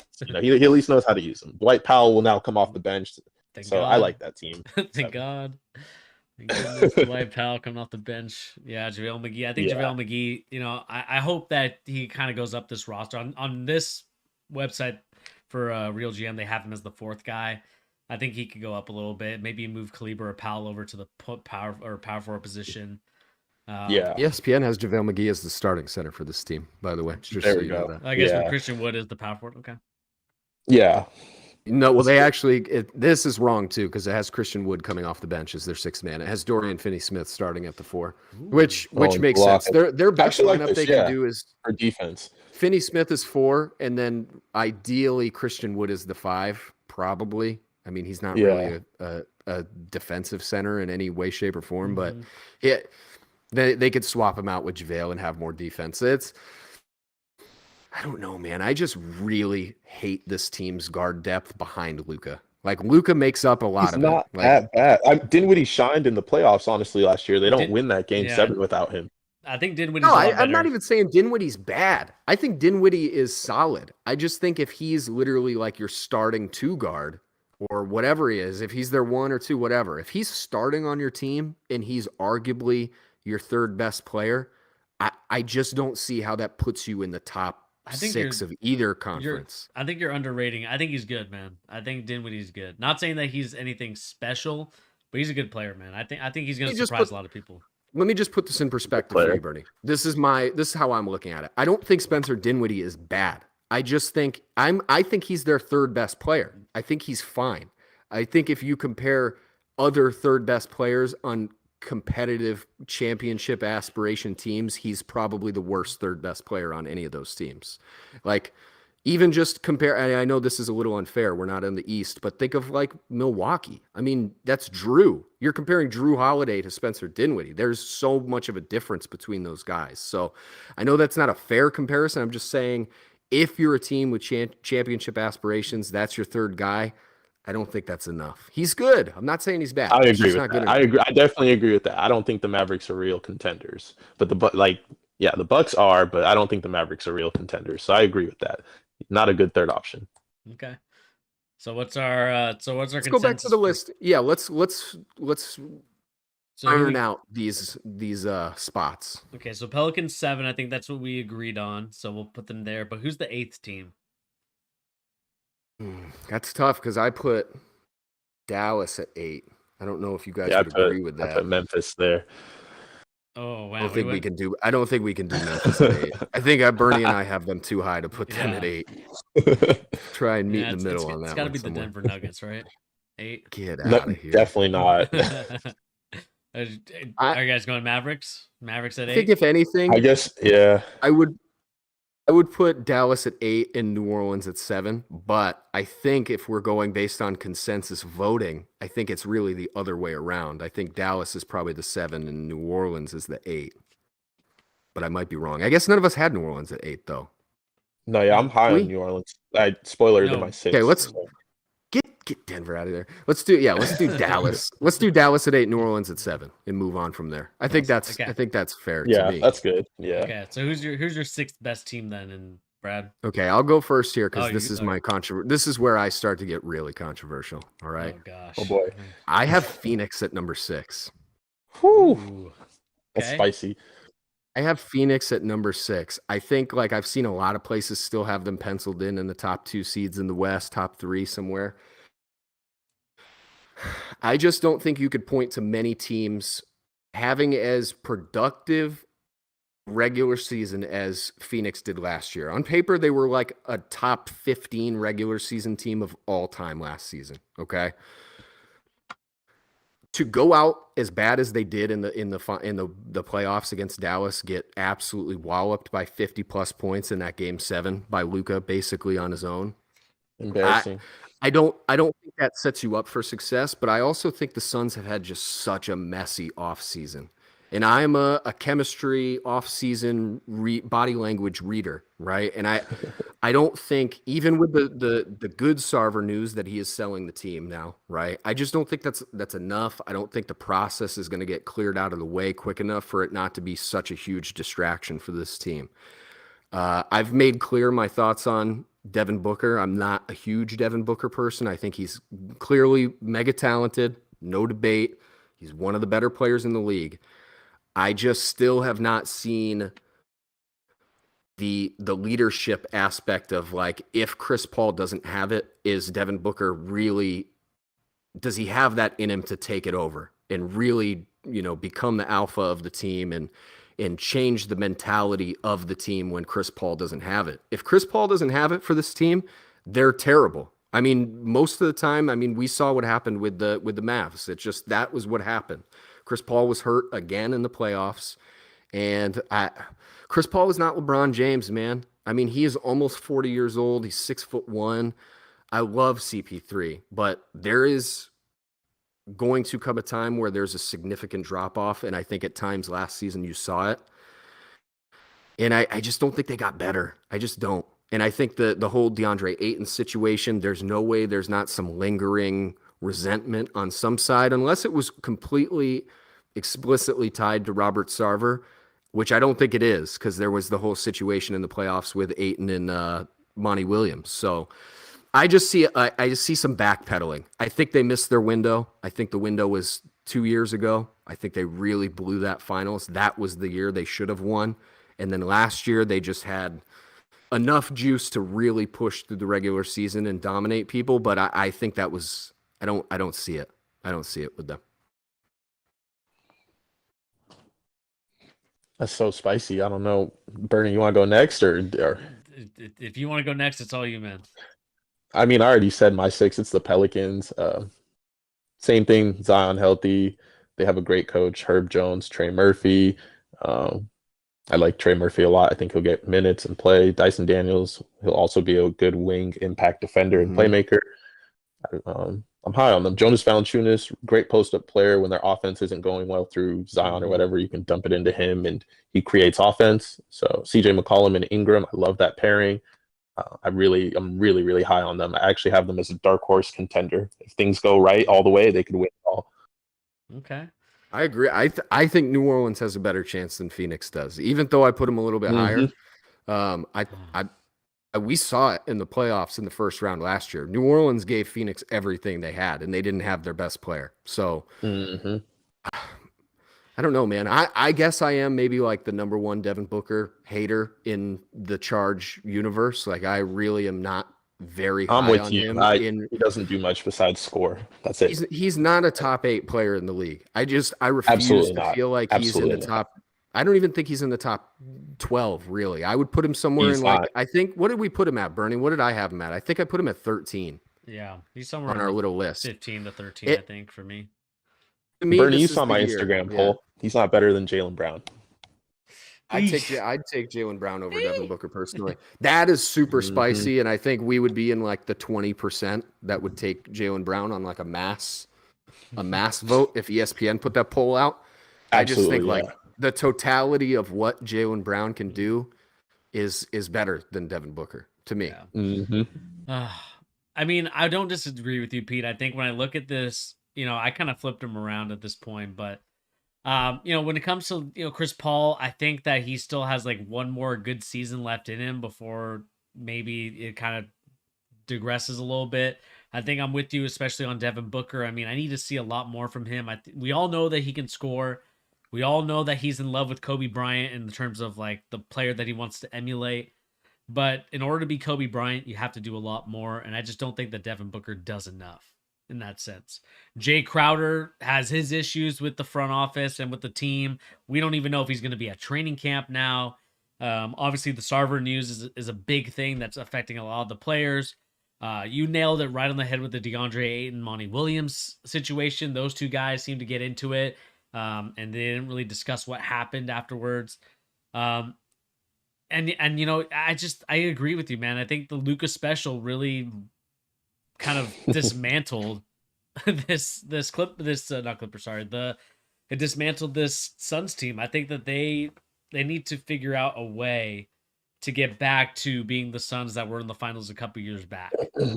But it's hard when I look at their team, I just think that there's not a lot of guys that like get up the shots that they need in terms of 3-point attempts and even makes. I just feel like they're kind of middle of the road. And even looking at their stats, they're middle of the road 3-point shooting.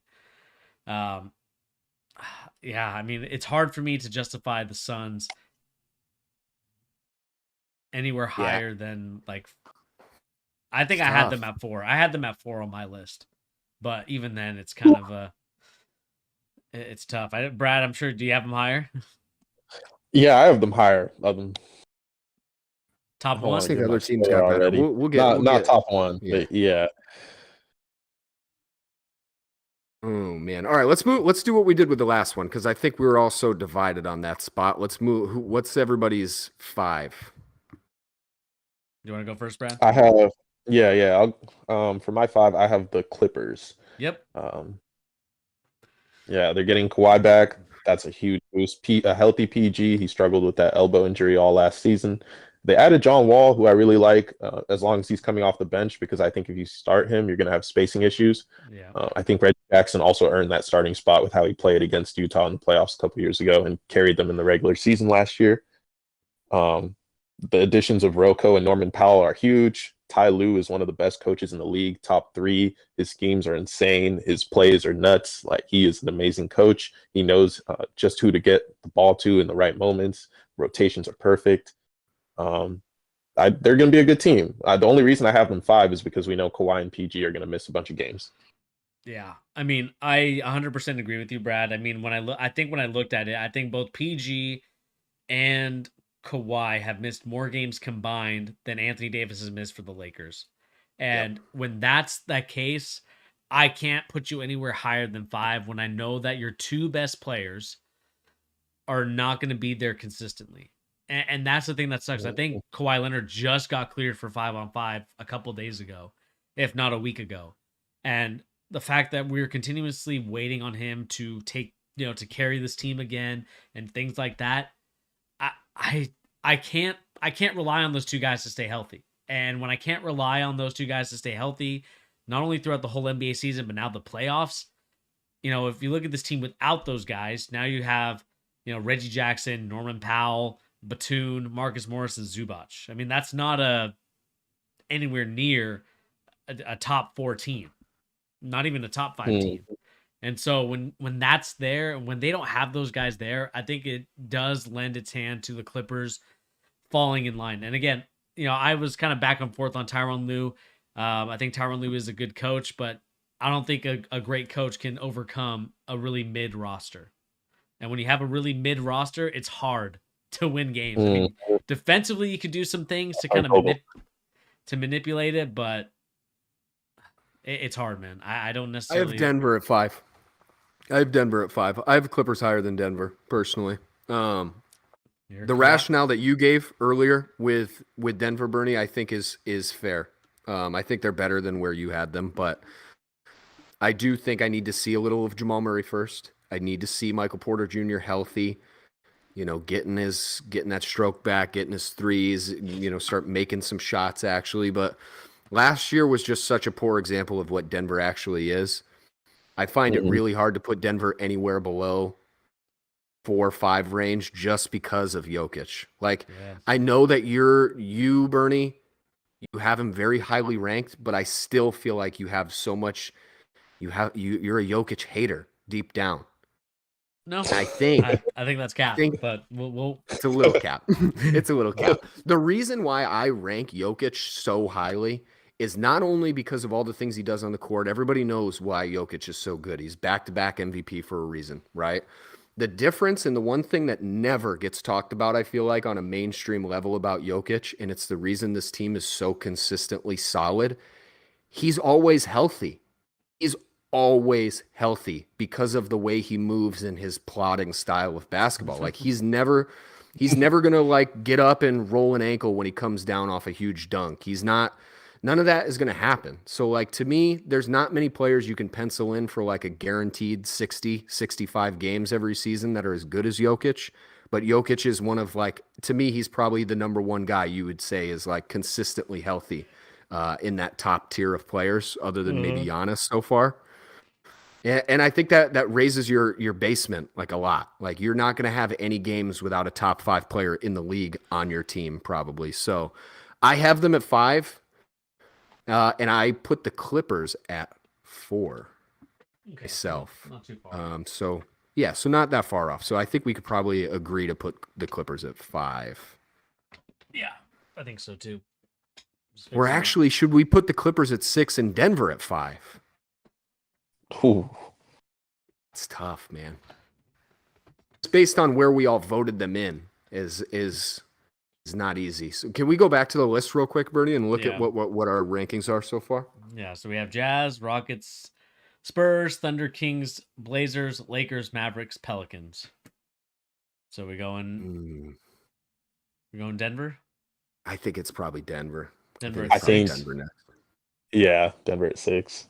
Clippers Although I have them a lot higher, but Clippers at 5 for sure. And then 4? We going Suns? Or are we?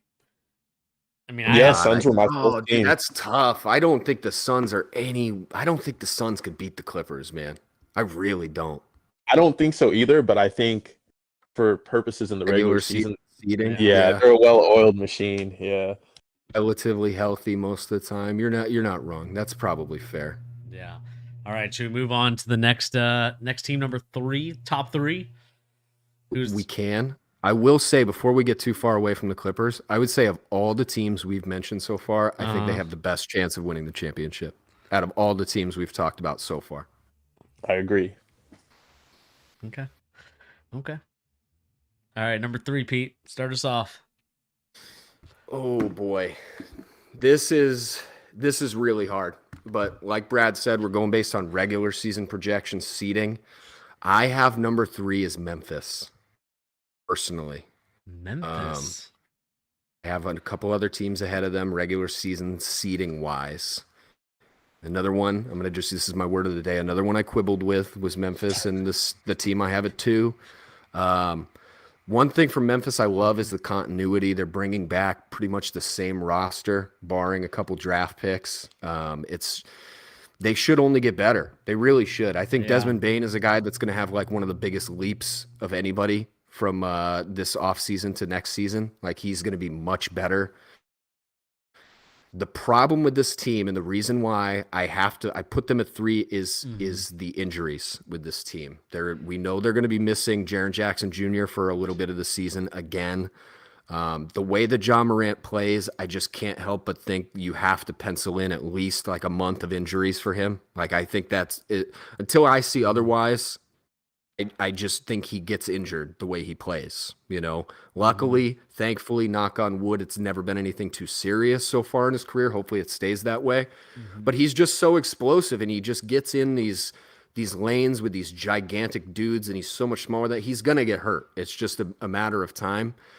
But I think, like we saw last season, what they did without him being available in those 30 games or so, they were just so rock solid as far as their rotations and the guys that would fill in spots. I really think they're still a top 3 seed. Like regular season, they're definitely going to win games. If this is the year where they make the leap to be a true championship contender, I think I need to see a little bit more from them. But they're definitely going to win games in the regular season. So, yeah, I have them at 3. Bernie, who's your 3?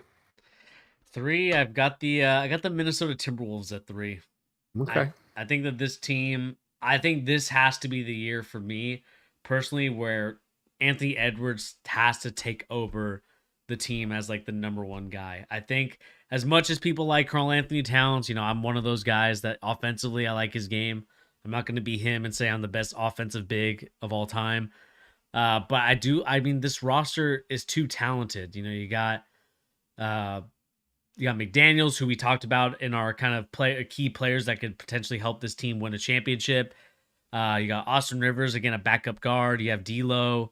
You have Naz Reid, who we talked about. You finally bring in a guy in Rudy Gobert, who's not too bad. And then Kyle Anderson, who Brad talked about earlier, who are the Memphis Grizzlies. I might have to move this team to 2, to be honest.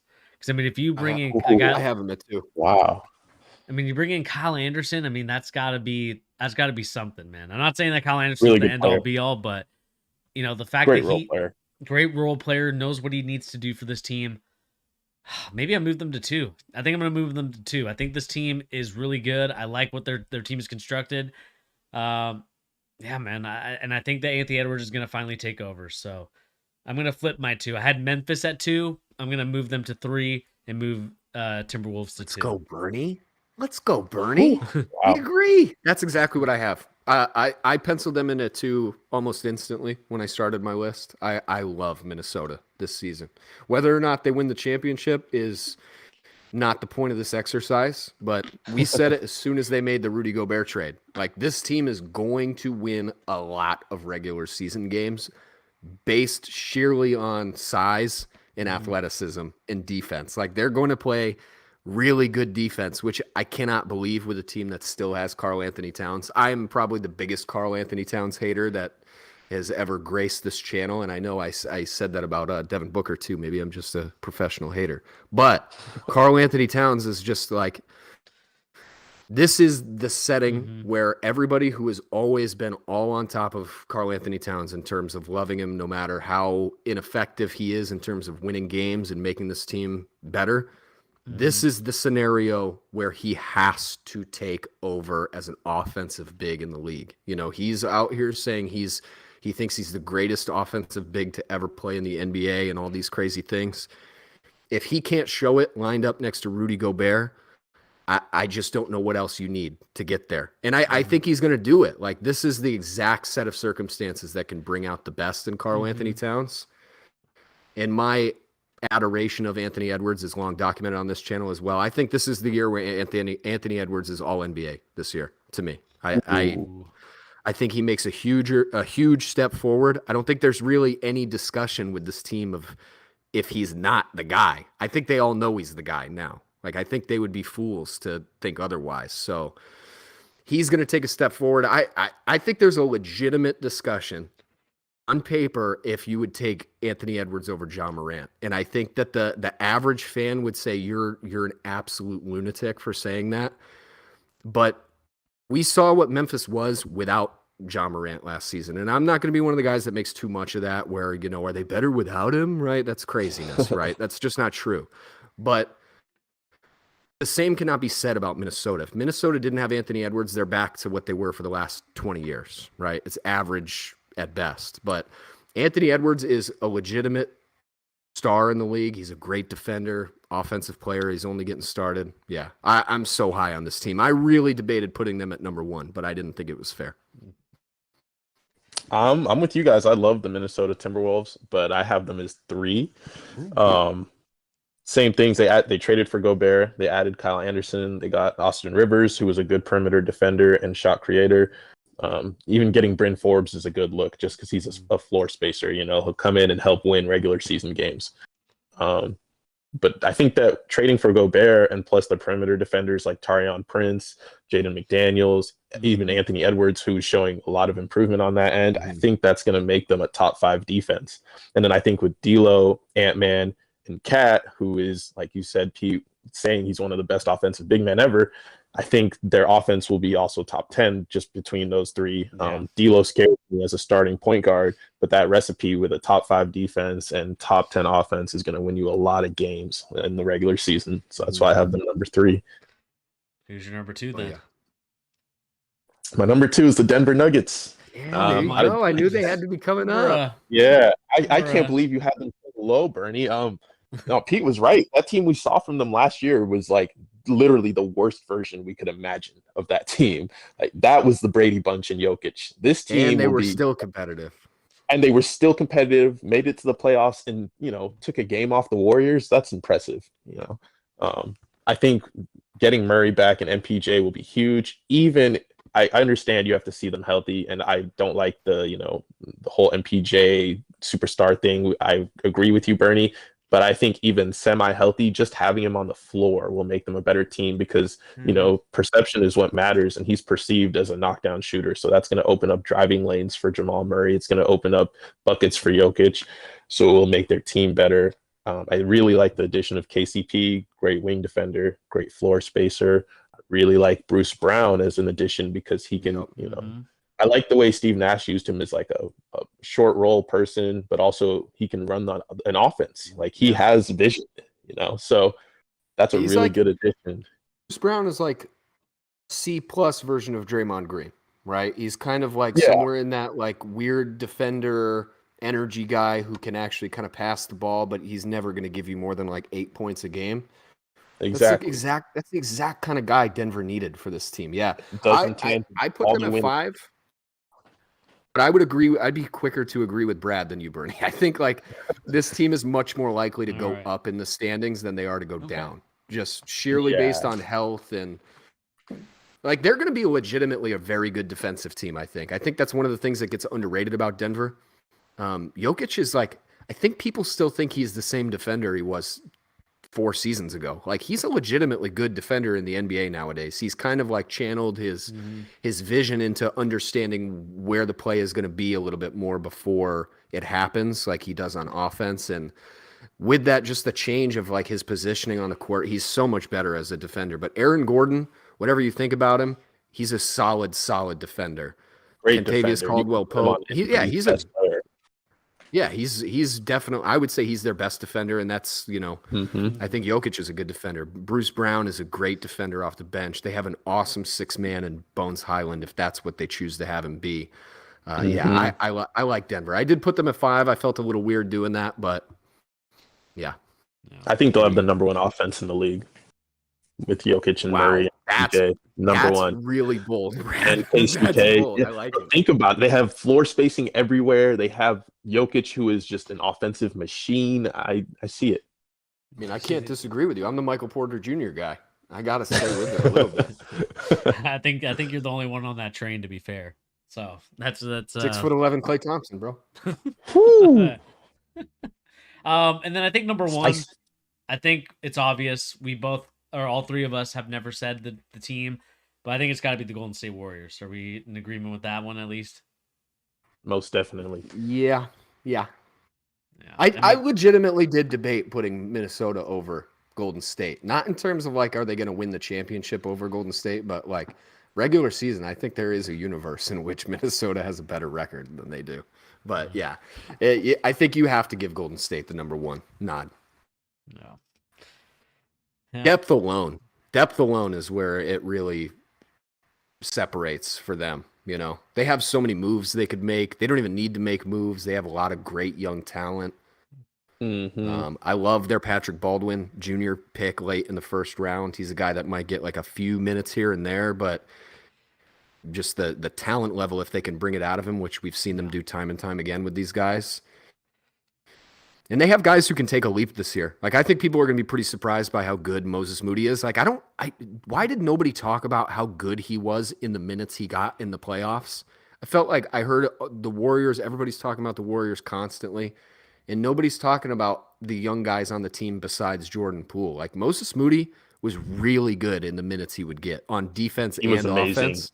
Yeah. Didn't look And like a rookie.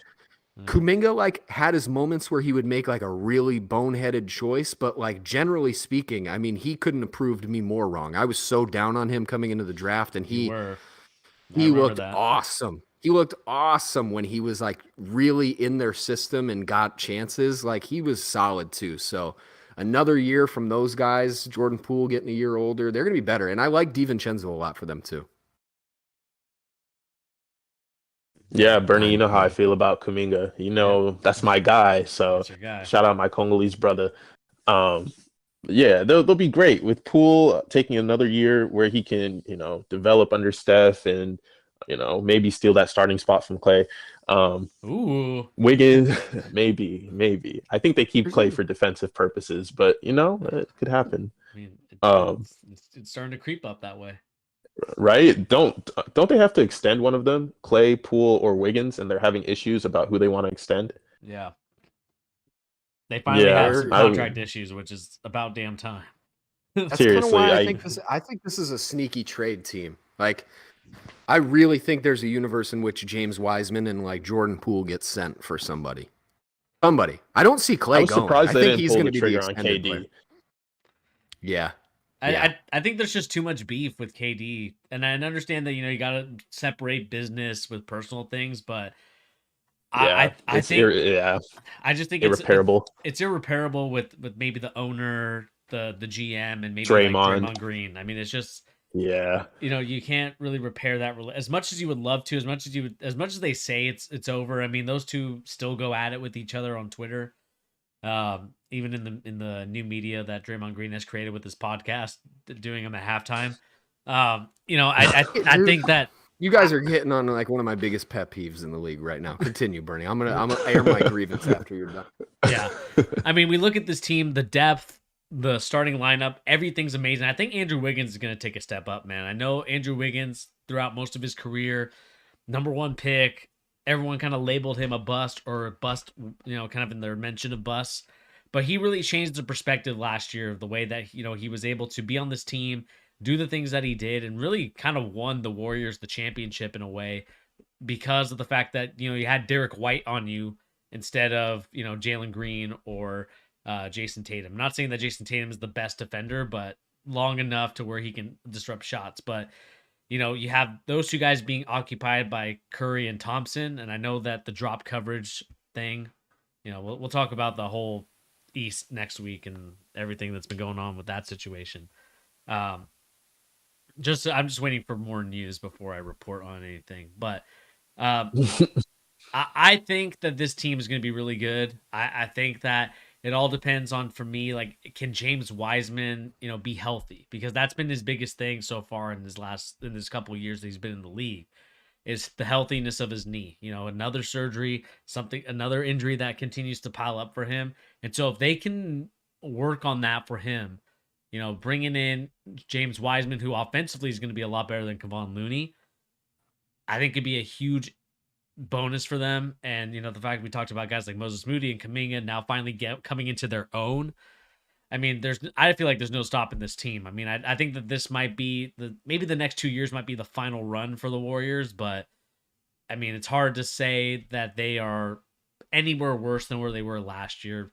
Just in the fact that the guys are a year older, more experienced. The only thing that you could say maybe is Thompson, and not saying that he's like the Achilles heel of the team, but he is a guy where, maybe a guy like Jordan Poole slips in there and takes the starting spot, and then you take Klay Thompson to come off the bench, being that 6-man scorer and defender, where he doesn't have to play as many minutes because, he kind of looked a little bit old in this last year.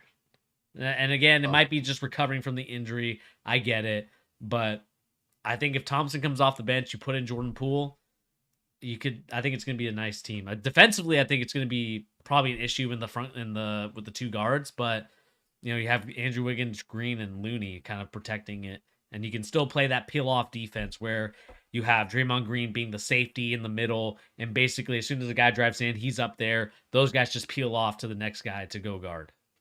So I do think people underrate how bad Draymond was for like huge stretches of the season last year, like especially the playoffs. I mean, I know he turned it around when it counted the most. I get it. I won't debate that too much. Like he was a huge reason they won the championship and turned it around against the Celtics. But I mean, he was so bad for the first few games and different stretches in the Western Finals and stuff like that.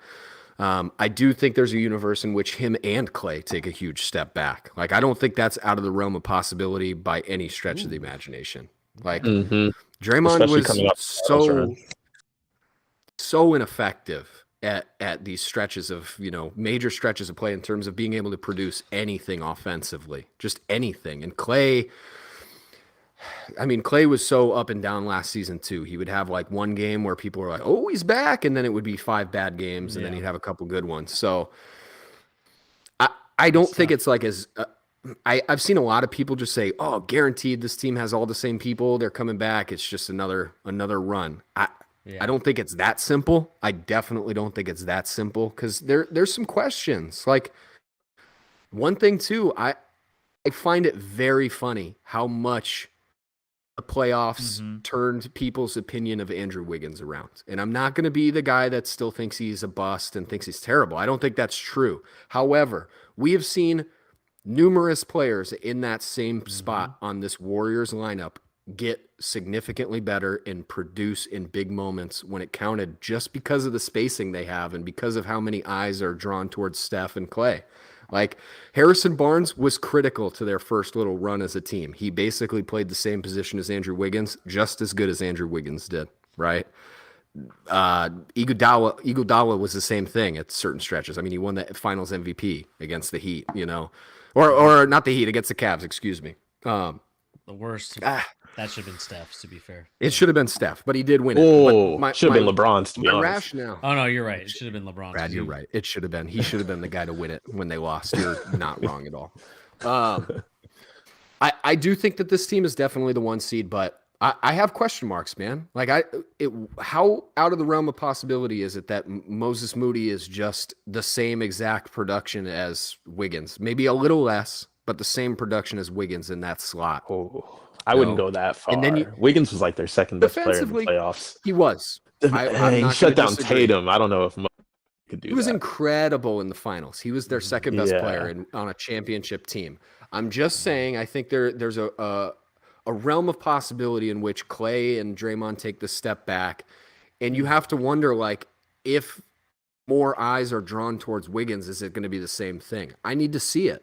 Because I don't think people even remotely expected Wiggins to be that important to the team coming into last season. And I don't really think a lot of, I just don't think there was a lot of work that was done in terms of counteracting that. It was like a great situation for everybody involved on the Warriors, right? But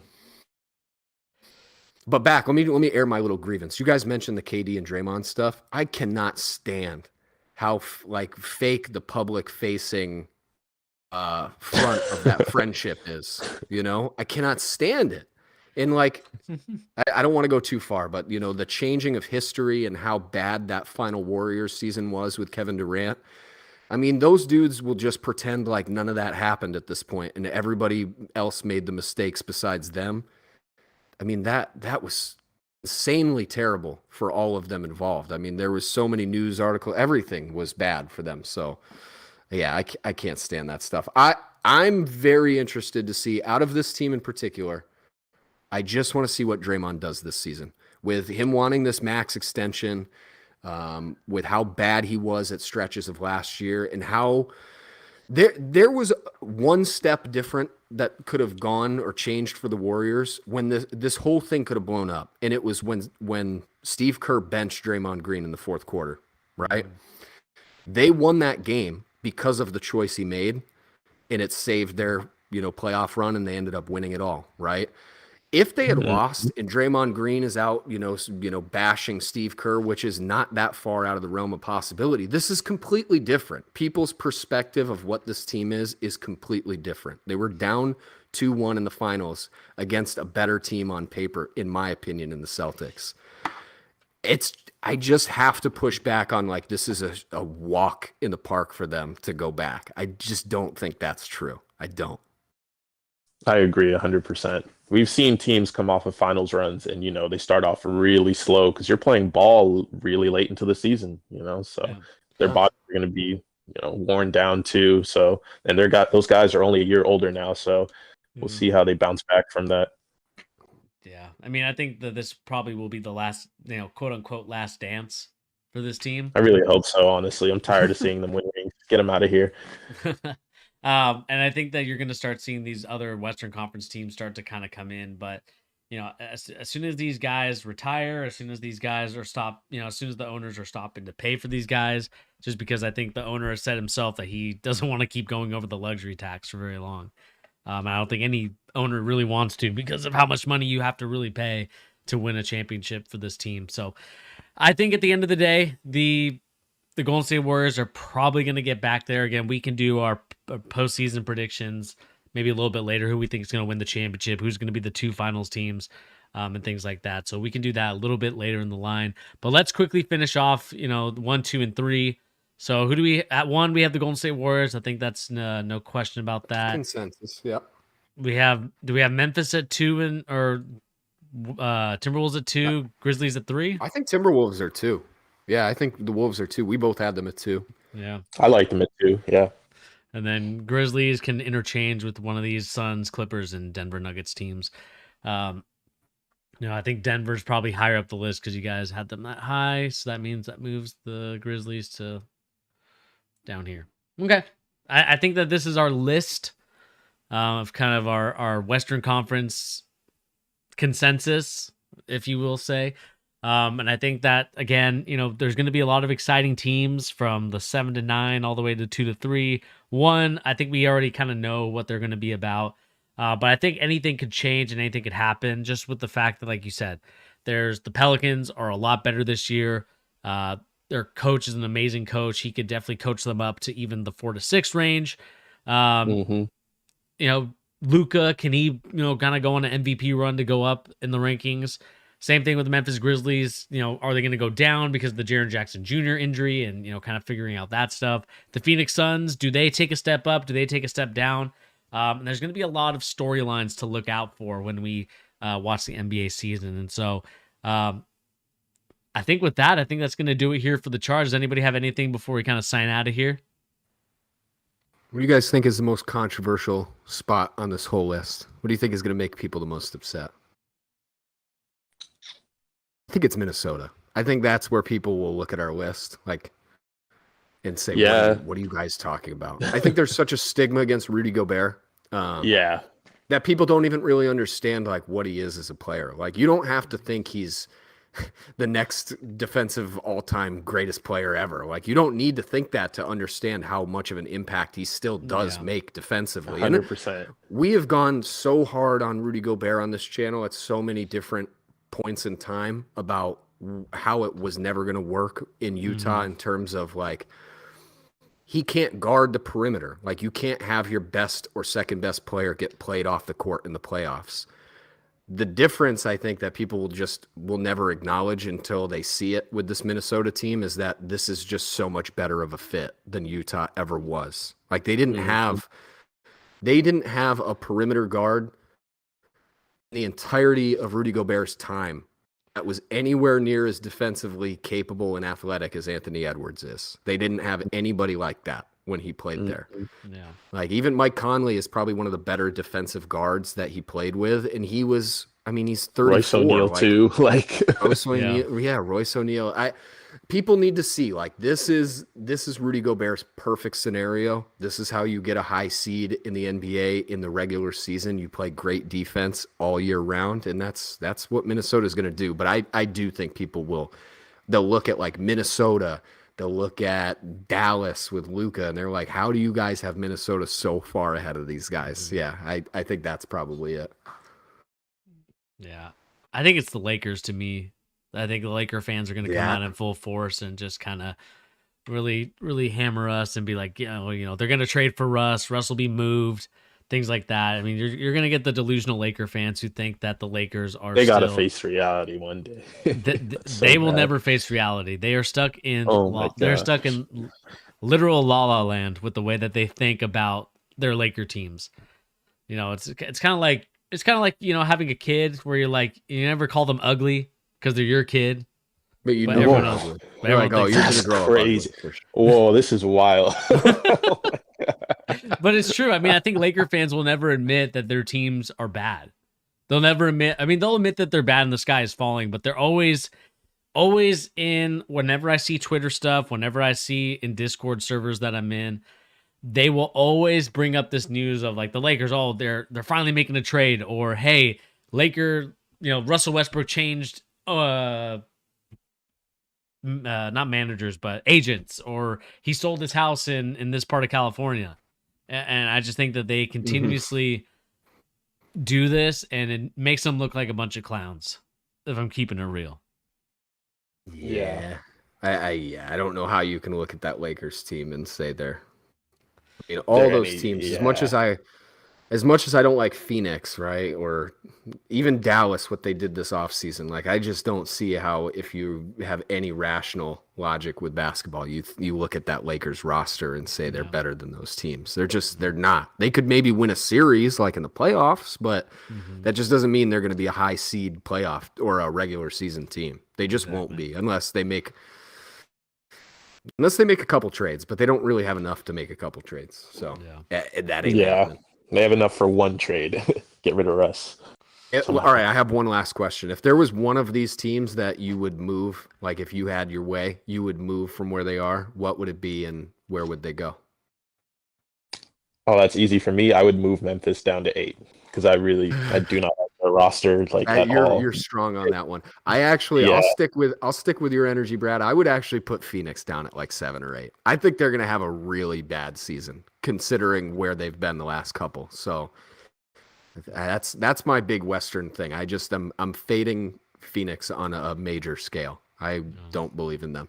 I think for me, I would probably try to somehow, if they could, I would move the Pelicans up into like that top 6, because I think that they're going to be really good. Thinking about it more, thinking about how this team really played together well towards the end of the season. I just think that they caught fire at the wrong time, just because I think if they were able to do that, a couple weeks earlier into the regular season, I think that momentum would have carried them past the Phoenix Suns.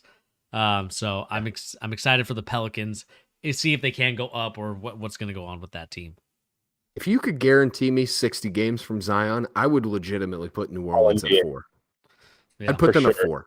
For sure. I think they would be such a good regular season team. I honestly would consider putting them at 3 if you could guarantee a season out of Zion. So, but would that make his stepdad happy? Because I know he wants to go to a big market.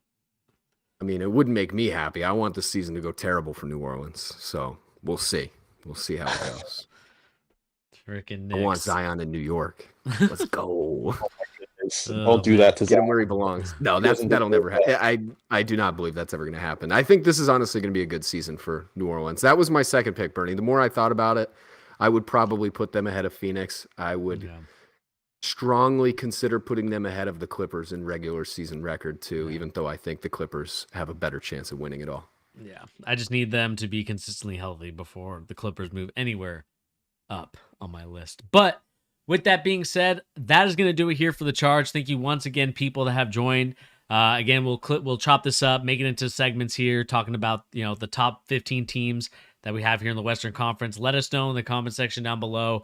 Do you guys agree with our list 1 through 15? Is it right? Is it wrong? And let us know what you guys think of each and individual team in the comment section down below.